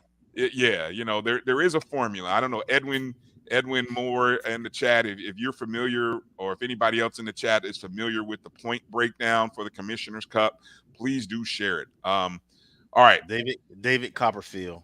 Yeah. We finished second place in the conference in 4 sports, meaning whether it be officially second via a tournament or a championship. We finished second in volleyball. We finished second in softball. We finished second in women's outdoor track and field. And we finished second in golf, which was men's golf. So those were the 4 teams that finished in second in the SWAC. Conference Coach of the Year. We had 5 coaches win 6 Coach of the Year awards. 5 coaches win 6 Coach of the Year awards. Starting off with Coach Garfield Ellenwood II, who won 2 Coach of the Year awards in women's cross country and women's indoor track and field. Then we had Coach Simmons, Coach of the Year in football. Coach Nikki Houston, tennis, Coach of the Year. Coach Camise Patterson, softball, Coach of the Year. And Coach Jamey Shouppe, baseball, Coach of the Year. Did I miss anybody there?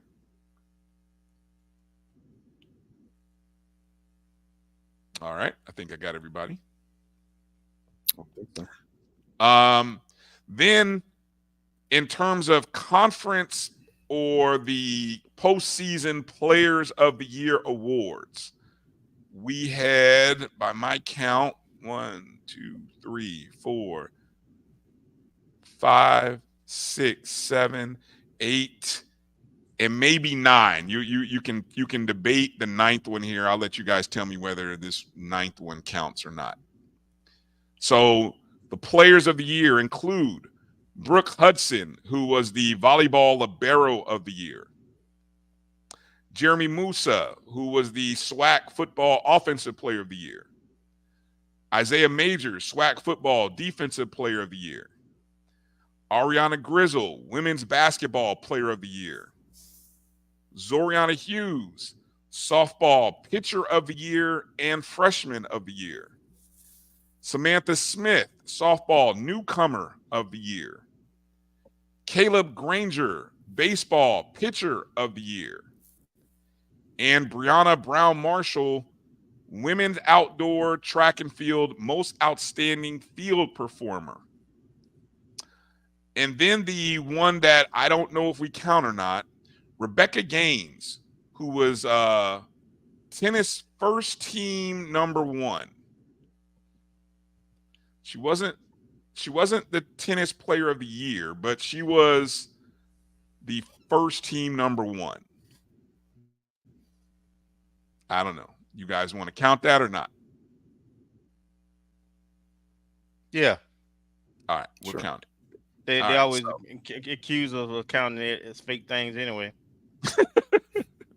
All right, so there are your nominees for there are the conference players of the year. So that's again 9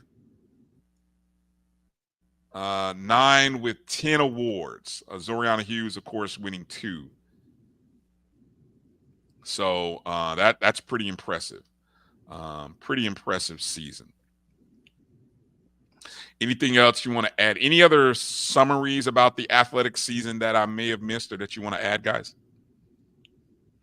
The only thing I'll add is, got to remember, we have 8 women's sports, I think, and 5 men's sports. So we don't even offer the amount of sports that SWAC has 18 sports, I think, that they offer championships in, and we only offer in 14. So the fact that we're doing as well as we are in the sports we do offer, and we were just flat out horrible on the men's side outside of football and baseball, right? So out of those sports, basketball was pretty much dead last. Men's track was in the middle of the pack, but so, and man, I'm really optimistic about the upcoming calendar year, because most of those teams we talking about, the course coming back. The only team that took on heavy losses is going to be baseball, and football is a mixed bag. It's half and half, but so but a lot of those teams bringing back a lot of talent. Yeah. JT, I will do better. I have more time to work on the graphics. It's been a long weekend, I'll work on the graphics. All right. So all of those individual awards and team awards. Okay, let's go to the SWAC Commissioners Cup. Obviously, as we didn't really bury the lead, but just to kind of let people know, Alabama State ended up winning the Commissioners Cup. All right. They ended up as the top athletic program in the SWAC. Second year in a row, and the 8th time in the last 10 seasons. Now, this is minus the COVID year. The 1920 year, I don't think they counted. So 8 of the last 10 playing seasons, Alabama State has won the Commissioner's Cup. And again, the Commissioner's Cup is, and here's the breakdown, the James Frank Commissioner's Cup. And there you can see the point system, the Commissioner's Cup, named for former league commissioner James Frank, who led the SWAC from 83 to 98. It's compiling the highest combined total of men's and women's all-sport points. Okay. Hey, Bryan, can I point out something with this? Please. So if you look at the top 7, what you see is the better facilities, the high enrollments, the folks who commit the most resources to athletics. That's what Coach Shouppe was talking about when we asked the question about trying to get a second team into the baseball NCAA regionals. It's all about funding and facilities, people. It's that simple. It literally is. Look at it. It's in that's at our level. Look at it. Yeah, that's a good point. Good point. It'd be great to do it. You know what? There's a great assignment, Kelvin, to kind of break down what are the athletic budgets and the facilities from what do they look like among these top 6-7 schools. Good stuff. You do a quick scatter plot. What's that?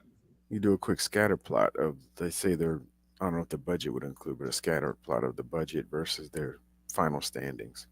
See if there's a correlation there. Well, kind of quantify the correlation. I think it's pretty. I think it's pretty clear and indisputable. Just what is not non-scientific take that Alabama State in Purview got the best overall facilities in its way, and they're 1-3. Yeah. Yep. Now, Alabama State, it should be noted, Alabama State has 16 sports. I was doing the math. The 2 sports that they have that we don't have, men's tennis, women's golf. They are the winners. They win that almost every year. So that adds to their points being higher than Jackson State and Prairie View. I mean, I don't know. You probably get an extra 12 points, 10 or 11 points for men's tennis. And then soccer. I don't know how they placed in soccer this past year, but soccer is a women's sport that 10 of the 12, actually the two new schools that came into the conference, Bethune and FAMU, are the only two who don't have soccer. Right. By the way, Alabama State won the volleyball too, regular season. They were undefeated. We were the 3 seed in the tournament behind Purview. We were co-regular champs. They weren't undefeated. It was That's co-division. I don't know. We have to go back. It's been a long time. It's out there. I'm looking at the SWAC site now. All right. But the other thing to notice, along with Kelvin's, is I guess in the overall standings, and I guess even if we look at the women's standing, what you talked about in Bryan, what you talked about earlier, we've lost 4. You know, we came in second place in 4 competitions or championship games. Basically, we were in the finals and lost. And right, 2 losses to Jackson State and 2 losses to volleyball. Volleyball and volleyball and softball. We lost to Jackson State in the championship game. Mm-hmm. Outdoor track finished second by a few points in tennis. Alabama State. In tennis. Did we? Yeah, I didn't add tennis on this second place list. There's good. Okay, so I did add that now. Tennis, yep. And then golf, I think. Who won the golf? Who won the golf title? We finished in a distant second to somebody in golf. But was it UAPP? No, not this year. No, not this year. Okay. Wasn't Alabama State? May have been. It was one or the other. I just don't remember which one. Okay. So, let's go to the individual breakdown, because each women and men's sports has its own category, right? And so in the women's sports, they have what's called the Maggie Jacket Award. And that's presented to the top women's athletic program in the SWAC, named after former Jackson State women's basketball coach Sadie McGee and former Prairie View track and field coach Barbara Jacket. Oh, it was Pine Bluff? Yep. Okay. So as you can see, FAMU finished second to Alabama State's women, and we just named how many? We named 4 women's sports that we came second, 2 of them to Alabama State. That's how close it was. And then, of course, those are the women's sports. So we had 4 women's sports that we finished second in conference championship games. So, I mean, look, hey, we were right there. The women almost pulled it off. The women almost, and those, who knows what those points would have been to the overall total had we won those, had we won even 3 out of those 4, I think we would have won the Women's Sports Award. Had we won 3 of those. And I think we were the 1 seed in tennis. We were the 1 seed in softball. And I can't say we were the 1 seed in track, because I think everyone knew it would come down to us, Bama State. Yep. And same thing probably for volleyball. I don't know. We'll figure that volleyball thing out in a minute. Okay, over on the men's side, it's called the C.D. Henry Award. In men's sport, for the men's top athletic program, named after C.D. Henry, former Grambling State chairman of the College of Health, Physical Education, and Recreation Department from 1958 to 74. He also served as the executive officer and secretary statistician for the SWAC from 68 to 73. And you can see Texas Southern edging out Jackson State and Prairie View on the men's side of things. We finished all the way down in 7th in men's sports. Which really, if you consider the number of sports we offer and the fact that we didn't pretty much get no points out of one of the major sports, and then we don't have a men's cross country, so It's true. So we don't have. I think we didn't run. I thought we ran men's cross country. No, we don't have men's cross country. We have men's indoor and outdoor. Oh, okay.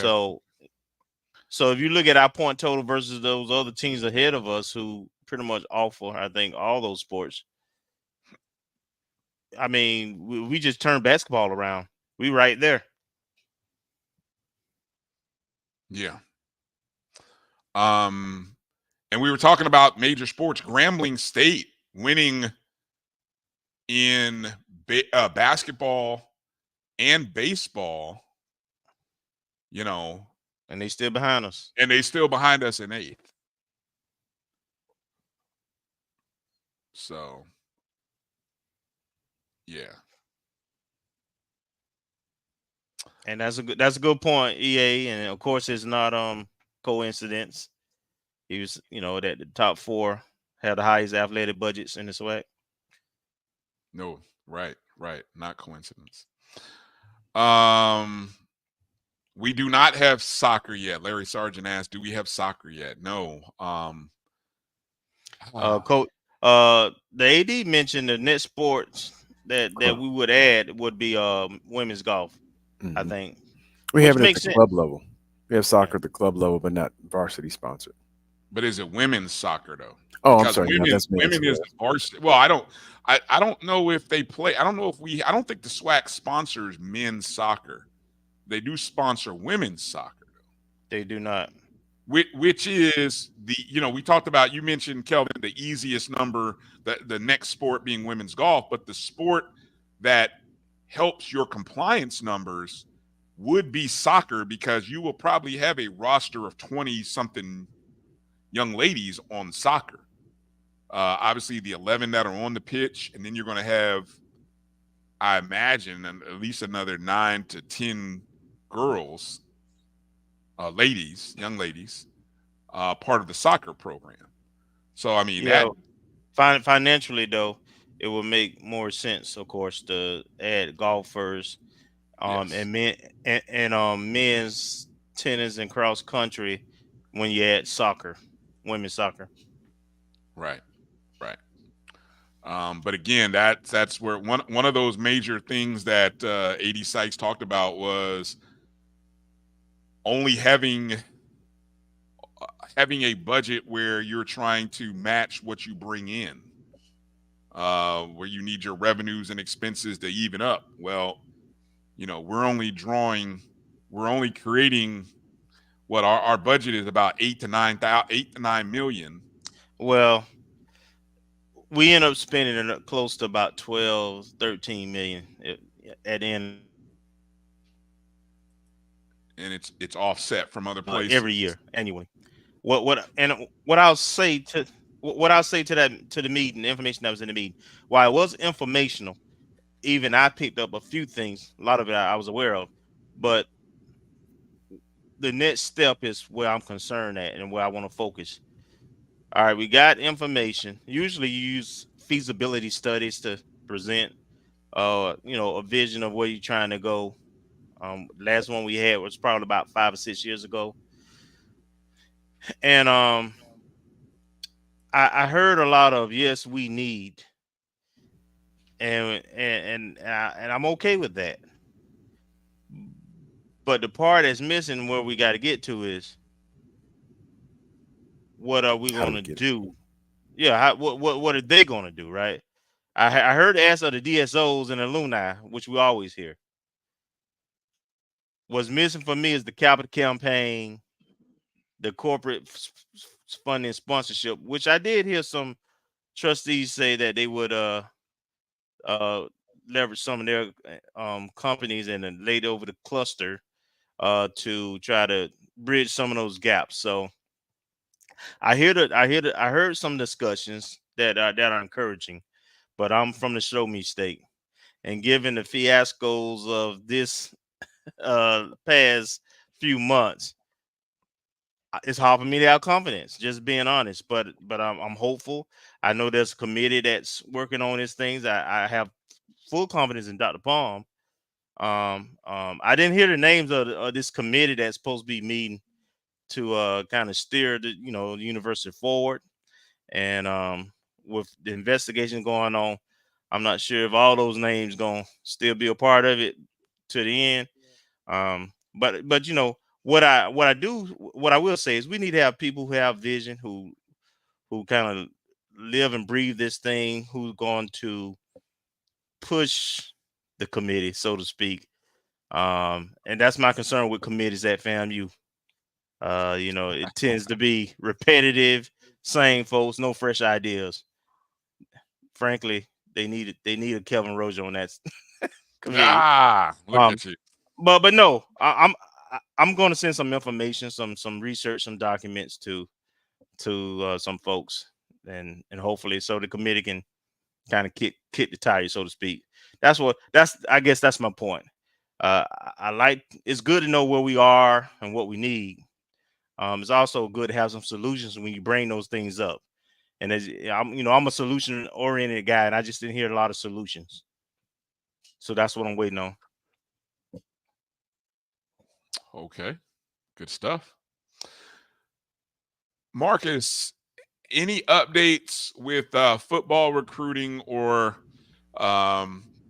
that you'd care to share? I put together some basketball clips. I even downloaded some videos if anybody's interested in them, but I do have some slides ready for the basketball recruits. Yeah, I have some too. Well, I guess last Wednesday we got Nathan Gates, a verbal commit from a transfer from Washington State. Goes 6'5", 300. So I think that one came just ahead of the show, so folks might already know about that one. This is we did get football you're referring to, right? Football, yes. I'm sorry. Yes, football. Avery Huff, transfer linebacker from, looks like he started out at Miami. He was a 4-star recruit, class of 2019. And then he transferred to FIU. And then early this spring, he transferred, I guess, briefly to Louisiana Tech. Right now he's coming to, or he's verbally committed coming to us. So he played for St. Thomas Aquinas out of Broward. And, so he's coming from a well-funded and well-regarded program. And then so he's coming to us as a linebacker, goes 6'2", 220. And just today, Elijah Phillip, 6'7", 300, plus or minus a few pounds, offensive lineman from Lower Marion High School, and he was a 3-star recruit out of junior college. He's originally from Lower Marion, PA. If I remember correctly, I think that's Kobe Bryant's high school. Yeah, it is Lower Marion. But he didn't play with Kobe, of course, naturally. But he was class of 2021. And then he went to Lackawanna Community College in Scranton. And he's a big boy, and he verbally committed today. And we actually offered him 2 years ago when he was coming out of, he was a class of 2023 JUCO. But we offered him like a year ahead of his graduation date. So this is a reoffer, and I guess we kept tabs or kept in touch with him, just in case he wanted to come down to Florida, and it looks like it may have worked out, at least according to his verbal commitment. We're doing a pretty good job with some of the reoffers of previous commits from previous classes, whether they're JUCOs or high school. I've been trying to keep track of that. Do you have the slides available, Marcus? The people want the slides. They're like, where the slides at, Marcus? Can we see the slides? The great slides that you do. Let me try that. Appreciate you, Larry. I was okay with Marcus didn't show it, but we get the people what they want here on the O&G. Now you guys hit that thumbs up and like button. So see, there it is. You ask of us, we ask of you. Donate. Yeah, or that. All right, let me try this. I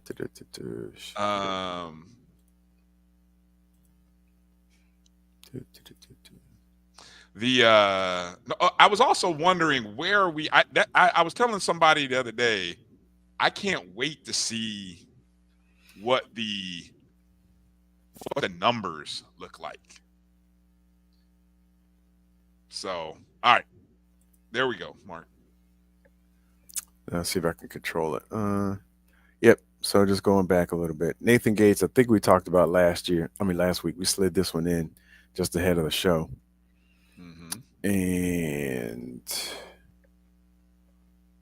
offensive line help. That was the one we signed. That was last Wednesday, right? This was last Wednesday, like right before we went on the air, I think, right? Yes. Okay. Washington State transfer. Mm-hmm. All right. And I'm trying to get I think his name is Marcus Garrett or Marcus Garnett. Trying to get him on the show. He's the one that creates the graphics. He's doing some work, man. I don't know. That brother's doing some nice work, man. Everybody is going to him for those committed IG images. So shout out to he's a FAMU Marcus edit, right? Is that what it says? And Marcus edited it. Oh, yeah. And he's a FAMU athletics intern from what I understand. Okay. Well, shout out Marcus. I sent him I'll make sure to follow his IG and Twitter. Invite tweet last week. But he hasn't responded yet. All right. Well, maybe if somebody knows Marcus, so Avery Huff, tell him to hit us up. I'm going to have to put Josh in action, see if we can get Josh to get him on the show. Linebacker, 6'2". Hey, Edwin Moore. I didn't go to Grambling, so we don't do that. Oh, stop it. I can't see what the comment was, but he's always instigating. I got to shoot it back at him. Yeah, he is. All right, who we got? There's Elijah, 6'7", 300. Now he's a lean guy because he's not like, I've seen a couple pictures online. I mean, he's 6'7". Of course, it's spread out, but it's like he looks almost like a linebacker based on a few pictures that I've seen. I'm like, oh my God, is it a lineman? But maybe, just having that low body fat and strength and everything, good to have some of those too. Notice that he transferred from Troy University. Who do we play this year? Yeah, Troy University. So that'll be good, interesting. Mm-hmm. And actually, I think he redshirted this year. I think he got in one game, and then because I looked at the bio from Troy earlier today once he committed, and he transferred there last spring of 2023, and he saw maybe one game of action this year for whatever reason. So hopefully he should be well rested and not have any challenges. So yeah, and we're I'm starting to work on the my article for the upcoming season for football, as well as checking the roster pages as these transfer guys get cleared and they go on the athletic website and all that kind of stuff. So it's almost that time. Yeah, the one thing about these guys now, again, these are committed. Now they haven't signed yet, because with all of these commitments, and there's been it feels like there's been about a dozen commitments over the last 2 weeks. All of these guys have to get into the university. So I imagine that is where, you're trying to get these guys enrolled probably for what, B term, Kelvin? Yes. Yeah. Which starts when, in June? Yes, usually about the second week in June. Okay. Second or third week in June. Right. I don't know. Marcus, any other slides you want me to leave it, or I can pull this off? Yes, for football. Okay. Larry's asking about do we need another QB for the QB room? Do you think Coach mentioned that there might be one, but nothing. I haven't seen anything. I think we have I think we have there are guys there. I think we got 6 or 7 guys as it is now. Correct. And I think we've got our QB1 and QB2 in just a matter of the job. Yeah, we're pretty stocked at a lot of positions. I'm curious, and actually, while we were on the show, Coach Wyndham put up the graphic saying announcing another commit at 11 a.m. tomorrow. And I'm just curious what position. I mean, maybe defensive lineman, just to add more depth there, because he did mention that he wanted depth on. Oh, sorry, Coach Cozy mentioned he wanted to add depth on offensive, defensive lines. Last time he was at the 220 Club, which was maybe about 3 weeks ago, when he introduced the new coaches. So we'll see. I feel like, and also I would. It seems like the number of FBS transfers is moving towards that 20 number. Yeah, I haven't updated the graphic from last week showing all that stuff. But yeah, we're added at least 2 more since last week. So even if we had the totals from last week, we just add those 2.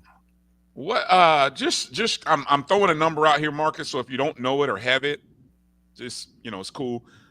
When we think about I always like to think about returning starters, offense and defense. What does that number look like for us? It's a good question.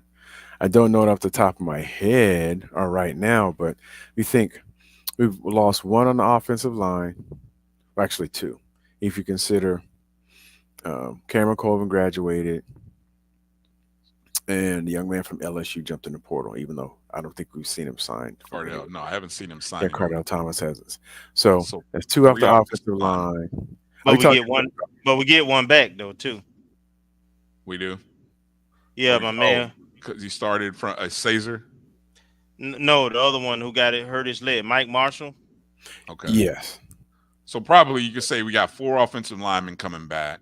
Right. Are you talking starters or across the whole offense? No. I always think in terms of starters. I think starters. So 4 offensive linemen, 1 tight end, 1 running back. So right now, at least about 6 returners on offense, maybe 7. A lot of experience, a lot of guys who played though, way more than that on the opposite side. On the opposite side, particularly. Yeah. All right. We gotta. So I'm gonna be conservative, say 6 on offense, but I feel like defense might be even less. Probably just, am I guessing 4, maybe 3 on defense? Kendall Bowler. That's the first one. Yeah. James Ash. Jenkins. No, I thought Lovey was gone. I thought he was in the portal. Yeah, I don't think he went anywhere though. Okay. I don't. Well, if he entered the portal, let's not add him. I mean, he ain't gone. Oh no, I thought okay. I'll take your word for it. I thought he was out. What's his name? Alan Smith. He was a part-time starter. Okay. So 4. See that's I know, and the reason I'm asking is because when these preseason magazines start rolling out here soon, which is going to be hard to do at the FBS or FCS level, that's going to be one of those things that I always used to look at that and kind of when you're looking at when you start to try to predict or think about teams and who might win the conference, so on and so forth, you start looking at the returners on offense and defense. But it's different nowadays. Obviously, you have to sort of recalibrate. Yeah, it's such flux. It's in such flux now. You don't know. Yeah, Deco Wilson mentioned I guess he became a starter late in the season. Yeah, part-time. So the more so we'll look at our roster and we'll have to look at how many games guys started or did they start?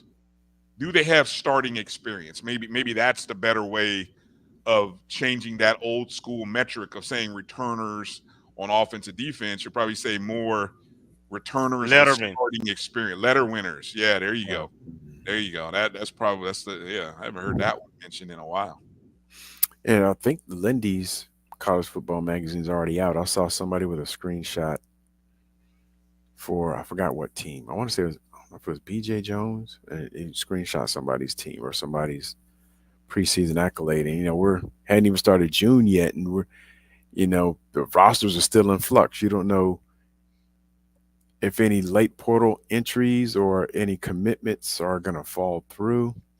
So it's going to be wild this year coming up, because this is the first year I think we've had the unfettered portal stuff where people could transfer multiple times. Because before then, even with the portal, you couldn't have multiple transfers before without having your undergraduate degree. But since the court stayed the NCAA's ruling that, people are moving around like wherever. Gail asked the question: did the NCAA change any rules as it relates to the number of players? There is legislation they're looking at, but it hasn't been officially voted on. There has been some discussion of solidifying the FBS rosters to 85. I think you can have up to football is a sport where you can split scholarships, and so at our level it was 65, if I'm not mistaken, Marcus. I think it was 63, but yeah, you could split scholarships. But you can have up to 105, I think it was, or something like that. I think so. Yeah. It may have been 85 at our level to split scholarships. I think. I thought 85 was the FBS level. That's their FBS roster size, and I think they can have up to 105 total players. Mm-hmm. It's something like that. And they were talking about cutting out walk-ons. Walk-ons. Oh, God. So I don't know what's going on there. But there's some great follows on Twitter, Ross Dellinger and other folks like that have been basically camped out at all the NCAA meetings and all the discussions in the subcommittees of rules recommendations. What the Power 5 is doing, that cutting them down, they're like, hey, we can't pay 105 people, so we gonna cap it at 85. Well, yeah. Hopefully they trickle down to us. Yeah, that's what'll happen. Yeah, well, look, even at the pro level, what they cap it at 53. Yeah, plus a practice squad. But they should pros need to up theirs though to like. I agree. That's the one thing that the pros need to do. Yeah, the pros need to up theirs, especially if they're going to add a game to the calendar. But anyway, going back to the DSO meeting question, I didn't see anything about media rights. There was no mention of media rights. There was a question about it. I believe it came from one of the trustees or board members, but there was no answers in this. It was all informational. So I believe that this committee is tasked with coming up with some of that. There was a question about naming rights also, and the AD shared that she had drafted something, but she hadn't shared it with the DSOs or the foundation board. So she was going to share. She said she would share it with them, and let them, I guess, contribute to it. So. All right. Somebody had asked a question there that I thought about answering, but I'm not. I'm not going to talk about it because it involves another school, but it has to do with media. What I will say. So here's how I'll frame that. What I was going to dance around.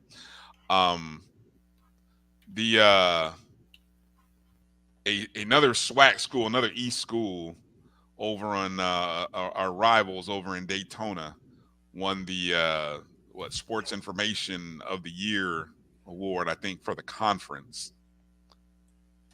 Did everybody get an award? Because I saw Brian Howard and I saw Curtis. I think okay. So I think what happened was there was a department award, staff of the year award. Okay, here I'm looking at it right here on the SWAC site. Our cousins over on the beach were named the 23-24 Sports Information Staff of the Year. And yeah, what you said something. You saw Curtis won SID. Or what did he win? What was the award that Curtis won? Maybe it was the HBCU 9, another organization, but yeah, I think it was another organization.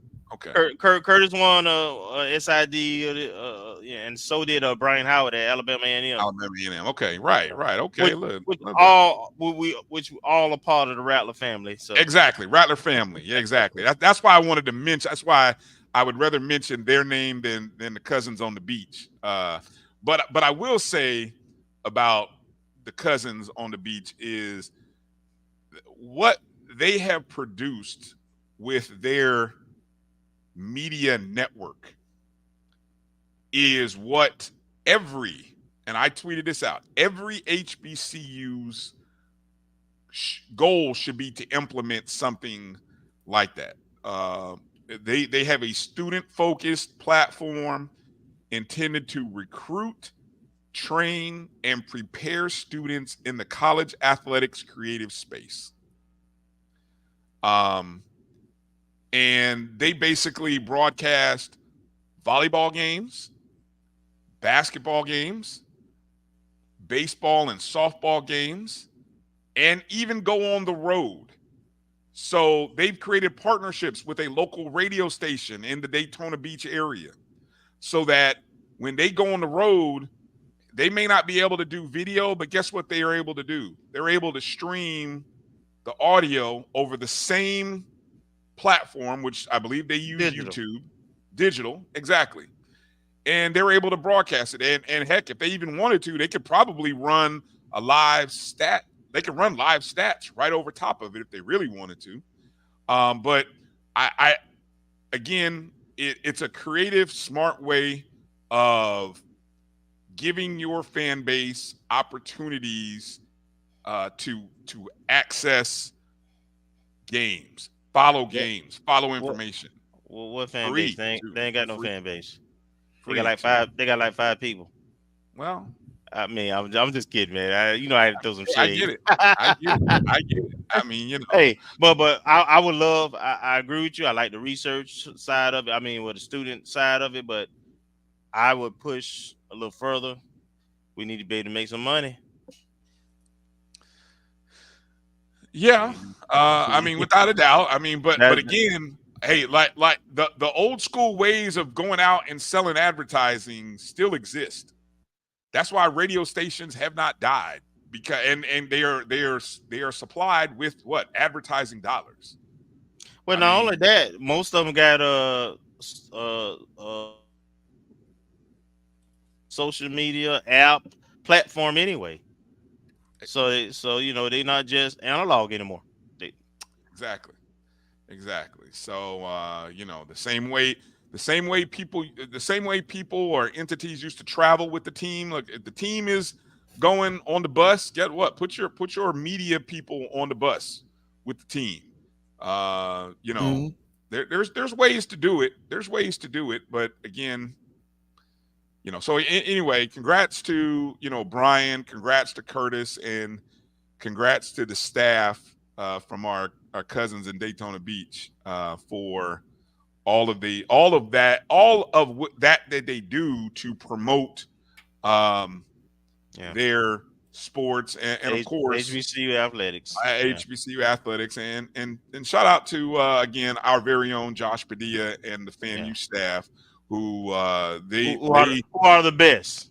This year they just don't want to give it to the same people every year because that's what would happen. That's what would happen, right? But this year, I will say major kudos for finding a way. This year, the big accomplishment was broadcasting more softball, more baseball, and tennis. I thought that was a win. That was a win this year. So finding a way to make that happen, congrats. Now, we can continue to do more. Volleyball season coming up. Do more with more. Do more with more. Can I take a moment while we were in the recruiting mode for a second? I wanted to go through basketball signees, and I'll do it without the video because I know we're tight on time here. Of course, Coach Patrick Creary II. Still reaching out to Coach, man. Still trying to get Coach through my internal connects and external connects. Still trying to get Coach Pat, man. He's a tough one to find, but anyway.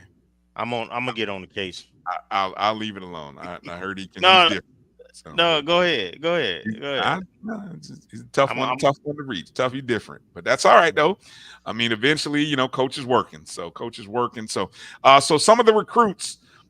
He started off by bringing in one of his guys from St. Thomas, and that is Milton Matthews, who is coming to St. Thomas. Now, Milton was a second team All NAIA. And, as you can see from Coach, he said Milton is one of the best shooters in college basketball. He led NAIA in threes made per game 2 years in a row. And this year he led in total threes while shooting 40%.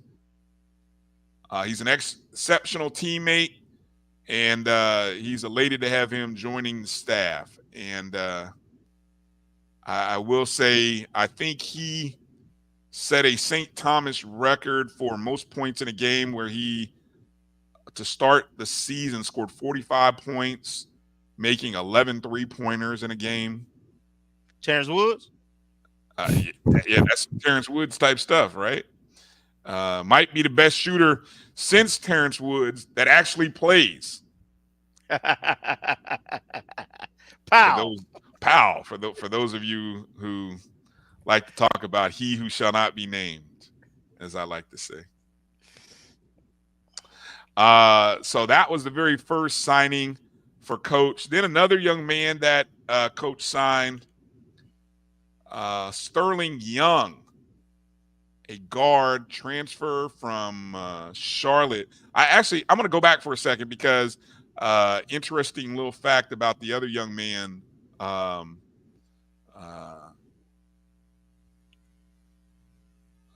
Matthews. He originally started his career at North Carolina A&T before going to St. Thomas. And now I believe he has 1 year of eligibility left at FAMU. Sterling Young, guard, transferring from Charlotte. I believe he too has 1 year of eligibility remaining, based off something that I read on his Twitter feed. From Coach. Coach says Sterling's a really good offensive player who was an all-conference player in the best JUCO conference in the country. That would have been 2 seasons ago. That would have been the year before he transferred to Charlotte. He played against Charlotte, was in the AAC. Didn't get a lot of minutes. I think he only played in 5 games at Charlotte. I don't know whether that was due to injury or something else, but prior to that, he made 52 appearances, started 31 games over 2 seasons at I forgot it was at Pratt. Pratt. Okay, I had the name here. I'm looking at the article here. But anyway, he shot 45% from the field, 39% from the three-point arc, which, again, that's what Coach wants to do. Coach wants to be able to shoot and shoot at a high level. So that 39% is great. 83% free throw shooter, another positive. Averaged 3.1 assists, 3 rebounds, a steal in his 30 starts prior to coming to Charlotte. Great question. Robert Vickers, 5 games. Can he redshirt? That's a good question. I don't know. I don't know what the rules are for redshirting for basketball. I think it's as soon as you touch the floor. I think football is the only one that has that game limitation. That window. I was looking at that a couple weeks ago, but I didn't find anything definitive. But there's some statement in the bylaws that seem to imply that all other sports besides football, as soon as you touch the playing surface, you're counted. That's a year of eligibility that your clock starts ticking. But you can't apply for hardships though. Yeah, hardships, right? Waiver. Right. Right. Which that would qualify. Who knows? Ariana Grizzle, again, we go back to thinking about her time in Alabama. Well, I think she played one season, 5 games, another year, 6 or something like that. So who knows? And I think there was some talk of seeing if she was going to apply for a hardship. We still haven't gotten word on that. I know we know Ariana has graduated undergrad. So the question is if she's ready to move forward with the next stage of her professional career in life, or whether she wants another season of basketball at FAMU. So we'll see.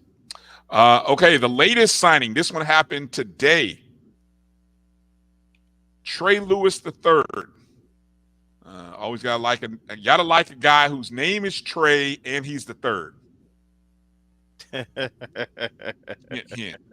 Let's hope this young man can do what? Shoot the rock. Coach Pat says Trey is a point guard with high basketball IQ and a versatile skill set. Had 200 assists last season while making 78 threes, 36%. Played in a similar pro-style offense in JUCO, and says his game will translate well at the D1 level. Mm-hmm. And he Des Moines Area Community College is the school, and they were 5th in the junior college national tournament. I think he was All-American as well on the JUCO level. First team all region. Yeah, Division II for the junior Division II level for JUCO, and he was All-State at high school as a back in Class 4A in Iowa. I'm saying, yeah, in Iowa. Okay. I haven't. Now, the one thing I didn't look at. So those are the three recruits, the 3 signings. Now, one thing I didn't do was go look at our roster for basketball. I don't know. We have 2 commitments. I did. We have 2 commitments a few weeks ago, but all those are guard. Well, they're both guards. So I don't know how this impacts, or if that means they change. One from high school, one's coming from a JUCO from Texas. So I don't know if that changes anything. I see what you're talking about, Kelvin. Hey, should I mention that? Should I mention we have a lot of openings? We have a lot of openings. The only names that are currently on the roster: Jordan Chapman, senior, 6'4" guard. Roderick Coffey III. I like Roderick. I really like him. Chapman is serviceable too. But yeah, I agree with you on Coffey. Jadarius Eatman, who was one of our thin guys. He was the thinner frame guy. No word on Shannon Grant right now, but he did have He's still available. He is still available. He had a year, so yeah. Social media, at least his Twitter, I saw something like a week ago that said still available.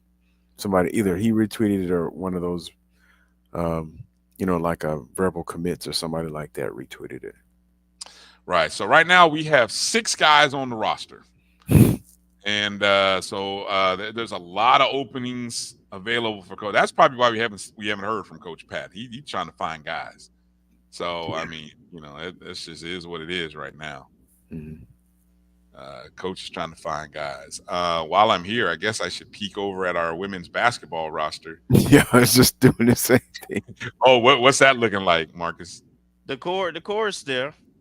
Okay. Yeah. Let's see. I see Shawnee. I see Hendricks. I see Subaretz. Jayla Sharp. Good to see. I like Jayla. I think underrated. I think she can if she gets more times. Both Subarats are there. Olivia Delancey. Mm-hmm. Okay. Nia Bostic. Okay. Aaliyah Ellis. I don't know if she got any playing time last year. I don't remember seeing her play a lot. I don't know if she was injured. She didn't get a lot of playing time, but that's not a bad group. I mean, that's something to work. But you know who's missing? At least one person that's missing. Don't remember the young lady's. She transferred from. I would say 2 years ago, under Coach Pillow, and she injured her knee. Oh yeah, Skylar. Oh, Skylar. Yeah, Baltazar. I'm not sure I'm presenting that. I think that's. But we already saw that the other young lady from Daytona State transferred, and I think she went to College of Charleston. Oh, the two latest signees? No. Let me see. I'm looking her up now. Haley Brennan. Yeah. She was the other Daytona State JUCO signee from last year, and I think she already transferred out. Oh, she did. Yeah. Gail says Ellis was hurt, so that's why we didn't see Ellis. Okay. Yeah. All right. Well. So with what we bringing in, if we get that appeal or that waiver for our SWAC Player of the Year for Grizzle, yeah, I'd be really excited. I would be too. Now I know, Marcus, are you familiar with Sydney Hendricks' sister in Michigan? Oh, I've seen some of her highlights and clips, just from seeing Sydney and. Is she a senior or is she? I think she's a senior this year. I think she's a year behind, so I think 25. she's a senior this year. She's 25. She's 25. I'm not sure. I'll double check real quick. Yeah, she might be. I think she might be 2 years behind because her sister's a sophomore.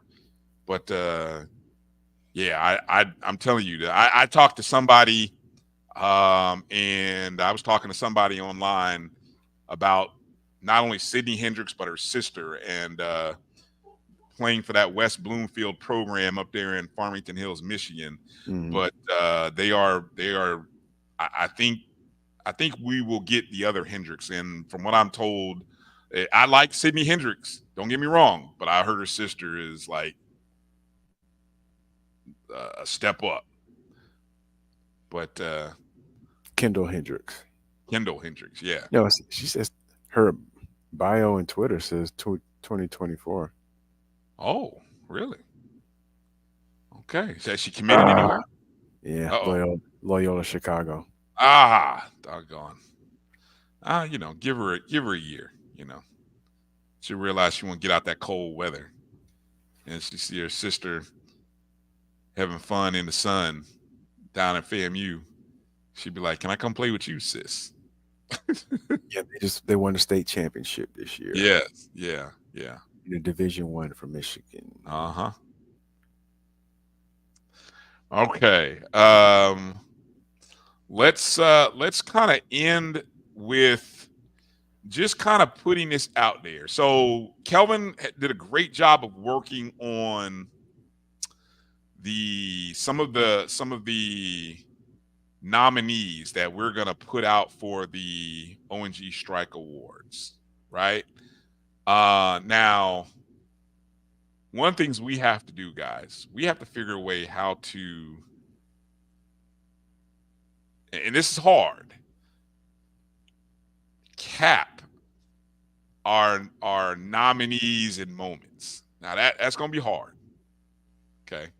So I'm just going to run down some of the thoughts right now. This is Kelvin's.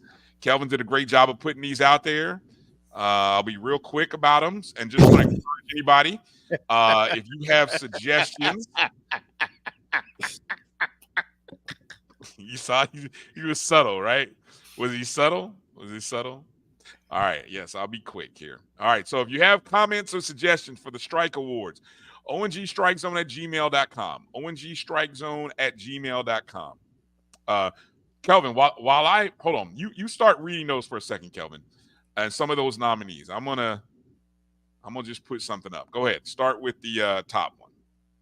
I gotta pull it up now, man. Oh my God. Okay, hold on. Because Marcus doing the signal here, I want to put the email address on the screen. Yeah, Kelvin did a bang-up job, and I was going through it. I was like, I don't know how. See, first off, I got to go back and remember how we did last year. It's going to be tough because it's like splitting hairs.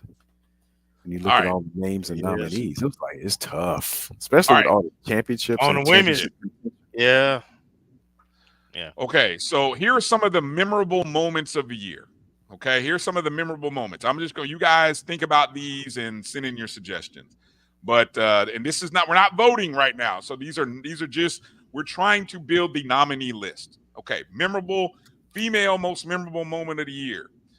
We have the cross country SWAC championship run. We have indoor track SWAC championship win. Our women basketball team winning the game shorthanded, no Delancey, no Grizzle, and there was one other person who fouled out, and we were shorthanded, quote unquote. Was it Shani Gilbert? I don't know. I don't recall. But we were three key players had fouled out, and we went in the final 4 minutes with essentially just holding on to beat BCU, and that allowed beating Bethune advanced us into the SWAC tournament. So that memorable moment. How about volleyball's championship match against Jackson State? And we didn't win that game, but memorable moments. Outdoor track and field performance on Saturday to challenge for the SWAC outdoor title. I think we could qualify that one as the 4x1. Was it a 4x4 was the last race? Yes. 4x4, yeah. Tennis championship match against Alabama State. We didn't win that one, but that's another one on there. SWAC. How about the softball team winning against was it Jackson State on the no Jacksonville University. Oh, Jacksonville. Okay. So softball winning their first game on Veronica Wiggins Field in game 1 of a doubleheader. That's second to last option. I don't know if you want to mention that one. Well, memorable moments of the year. We will. Hey, especially now. The bowling team versus the head coach controversy. We're talking about. We didn't say it had to be a positive, but it was just a memorable moment, was it not? Sadly. Yeah, there might be some kind of more memories now, doesn't it? If you know, you know. If you're not, we're not going to speculate. I will also additionally, I'll throw in here. How about softball's game 1 of the SWAC tournament? The double steal, or not really a double steal, but the squeeze play, which we stole a win, as I like to summarize it. We stole a win. So those are some of the nominees. If you have a nominee for a women's sport memorable moment, send it to O&G StrikeZone at gmail.com. Okay, here are the male most memorable moment suggestions, ideas. We got the football team winning the Celebration Bowl with a fourth quarter rally. We didn't really got to go through them, man, because it wasn't that many men's sports that did well.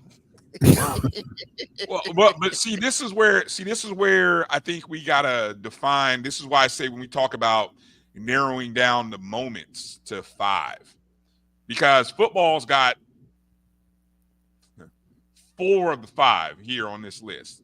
The fourth quarter rally, the game against Southern, where the lights went off in between the third and fourth quarter, hosting a SWAC championship game, the opening kickoff of the season by Marcus Riley, the opening kickoff return, the whole Coach Simmons resignation and accepting the Duke job, the hiring announcement of some other coach other than James Colsey, and, well, let me just say the alleged hiring of another coach other than James Colsey, and how Rattler Nation responded to that. And then, of course, golf winning an HBC national championship. So those would be some of the moments. Okay, then we get into some of the more individual things. Female Athlete of the Year. Some of the nominees include Brooke Hudson, volleyball; Ariana Grizzle, women's basketball; Zoriana Hughes, softball; Rebecca Gaines, tennis; Brianna Brown Marshall, for track and field. Any other, that's interesting to see if there's any other females we left off. Male Athlete of the Year, potential nominees. That's a great comment, Demetra. That's something we got to think about. Should the moments be positive? Should they only be positive? And does positive including winning games? Just a thought. Names for the Male Athlete of the Year: Caleb Granger, baseball; Ty Jackson, baseball; Isaiah Major, football; Jeremy Musa, football; Marcus Taylor, golf. Women's Sport Coach of the Year: we've got Coach Patterson, softball; Coach Gokhan, volleyball; Coach Nikki, tennis; Coach Gordon, women's basketball; Coach Ellenwood for women's cross country, track and field, indoor, outdoor. Those are some of them. That's going to be a tough category. That's going to be a tough one. That's a tough one right there. And that's going to be tough to give it to just one person. Men's Sport Coach of the Year: you got Coach Shouppe in baseball, Coach Rice in golf, and Coach Simmons, football. The Ladies Sport Team of the Year. You thought the individual was going to be hard. How about the Team of the Year? You got softball, tennis, volleyball. I think now we've got women's cross country separate from, I think we should include women's indoor and outdoor as one. But you got women's cross country. They kind of separate championships. I know, but okay. Well, again, to sort of give. Go ahead. I was just saying, to sort of compact it, it's just something, because one takes away votes from the other. I think the indoor and outdoor are pretty much the same athletes. Maybe not. I don't know. And then you had the 4x100 outdoor relay team. But again, I think the 4x1 indoor is the one that won the title. Just something to think about. Men's Sport Team of the Year, obviously football, baseball, and golf. I think that'll be an easy 1, 2, 3. Sports Administrator of the Year, we got Josh Padilla, Rhea Floyd, Carrie Carnes, Hickey Tullison. No AD Sykes on here, Kelvin? No AD, no VP Sykes? Just ask. That was Bobby. Bobby Swoops say he changed his mind. I'm just asking. I'm just asking. Man, I think it ought to be considered. Support Staff of the Year. For what? Huh? For what? Sports Administrator of the Year. We got a lot going on. You need to leave that alone.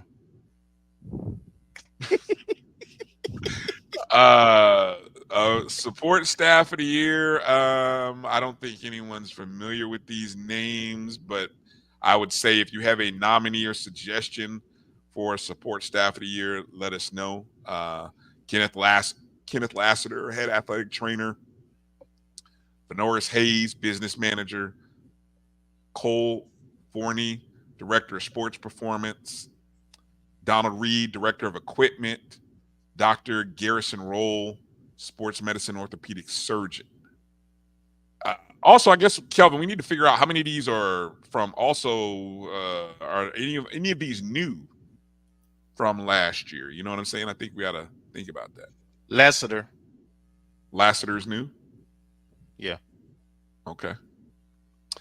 Assistant Coach of the Year, we got Coach Canfield for volleyball. Coach Barnes Felicia Barnes of cheer squad. Dante Genie, women's basketball. Earl Wade, tennis. We got to figure out the one of the assistant coaches from our women's track. We got to get. That was my suggestion. Whoever Coach Ellen Wood's assistant, or whoever maybe oversees the sprinters. Maybe I know there's a cross country. He called a young lady who I think was the lead person for the cross country team. So yeah, we'll add her. Assistant Coach of the Year, men's sport, Coach Joe Henry, Milton Patterson. I think we got to find a way to get Smitty Rock on there. Number one defense. I think he, I know even though he's no longer at FAM, if we've got Coach Simmons in there, I think we got to find a way to get Smitty Rock in there. Coach McCullum, baseball, Coach Richardson, baseball. And we just heard earlier Coach Shouppe sing their praises. And then we'll have to come up with the Kofi Hemingway Award for the Rattler the Rattler athlete that exudes. I got to go back and look at what we categorized that, but I think it had to do with spirit and enthusiasm and love of FAMU. So yeah, I don't know. That might be unfair. What do you mean? Which one? Well, that one, because I mean, the first person that popped in my head. I'm not good. You have well, see, that's why I'm putting it out there. So, yeah, I'll figure out a way how to formally put this out there in social so that we can get some suggestions and then see if there's anybody we're missing, and then hopefully by next week's show we can have a formal. We'll have to talk offline and figure out how we're going to promote this. So send your emails, ONGStrikeZone@gmail.com. All right. Just as a reminder again, FAMUBaseballCamps.com. You heard from Coach Shouppe. You want to thank Coach Shouppe for coming on the show earlier, talking about the baseball season. Love his honesty, love his transparency about the season. And, Prospect Camp coming up June 8th. FAMUBaseballCamps.com is where you can find it. I know there's some other camps coming on as well, so we'll try to next show. Next show we'll list those out. Those of you who are going to the convention, FAMUAlumniConvention.com. Take a look at all the events and things that are going on in Tampa, Florida this upcoming weekend. I'm sure any streaming that'll get done of those events, you can probably find them at that website as well, FAMUAlumniConvention.com. Marcus, final words. Great year. We were on the cusp. I mean, we had some championships, and we're on the cusp of a few more, but just got to keep knocking on the door. Kelvin, final thoughts. Hopefully, there'll be a lot of fundraising and a lot of good communication and networking down at the convention in regards to athletics.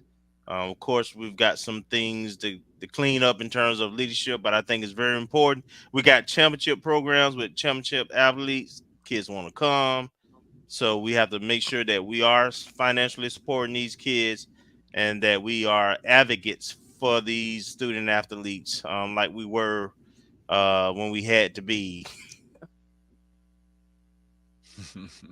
with some of the country. So and we don't want to lose any coaches, right? Our coaches are successful. They're winning. A lot of our coaches are young. Coach Shouppe is the exception. So we're going to have to continue to pour resources into those programs and into those coaches and their staff if we want to keep them.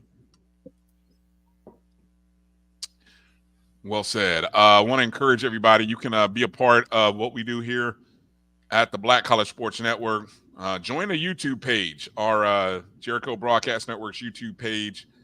Monthly subscribers, helping support HBCU media, Black college media, Black-owned media. We appreciate any and all donations that you all give and provide.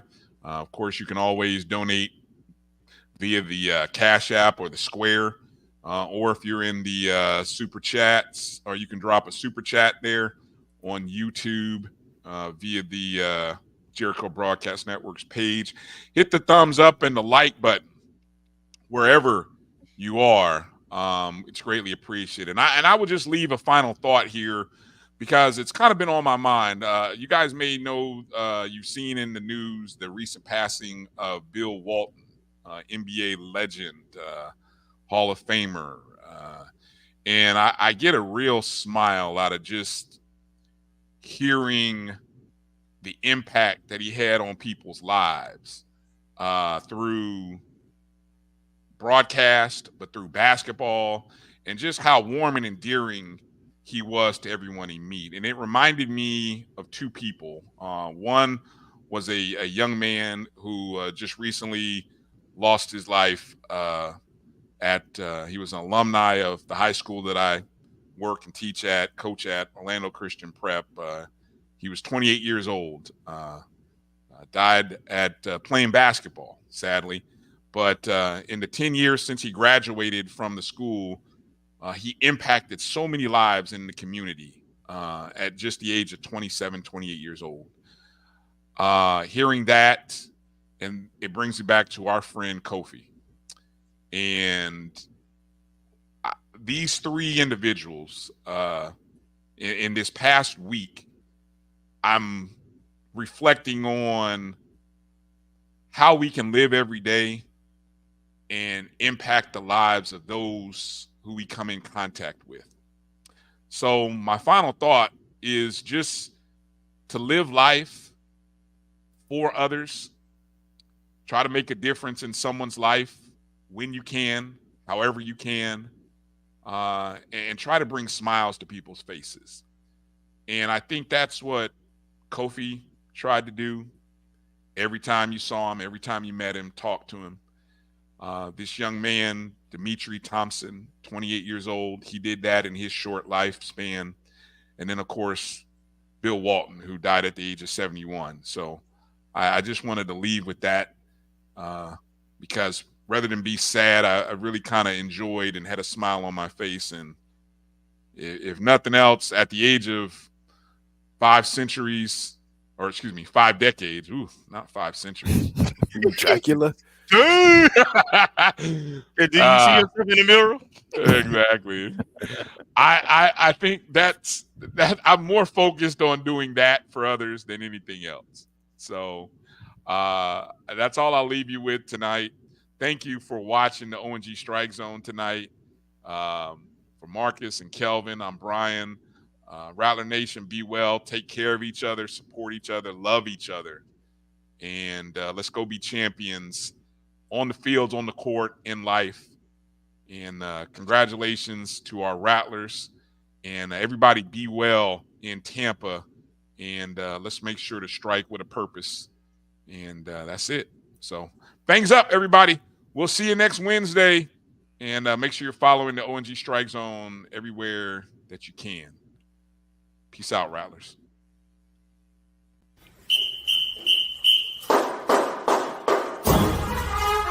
Thank you.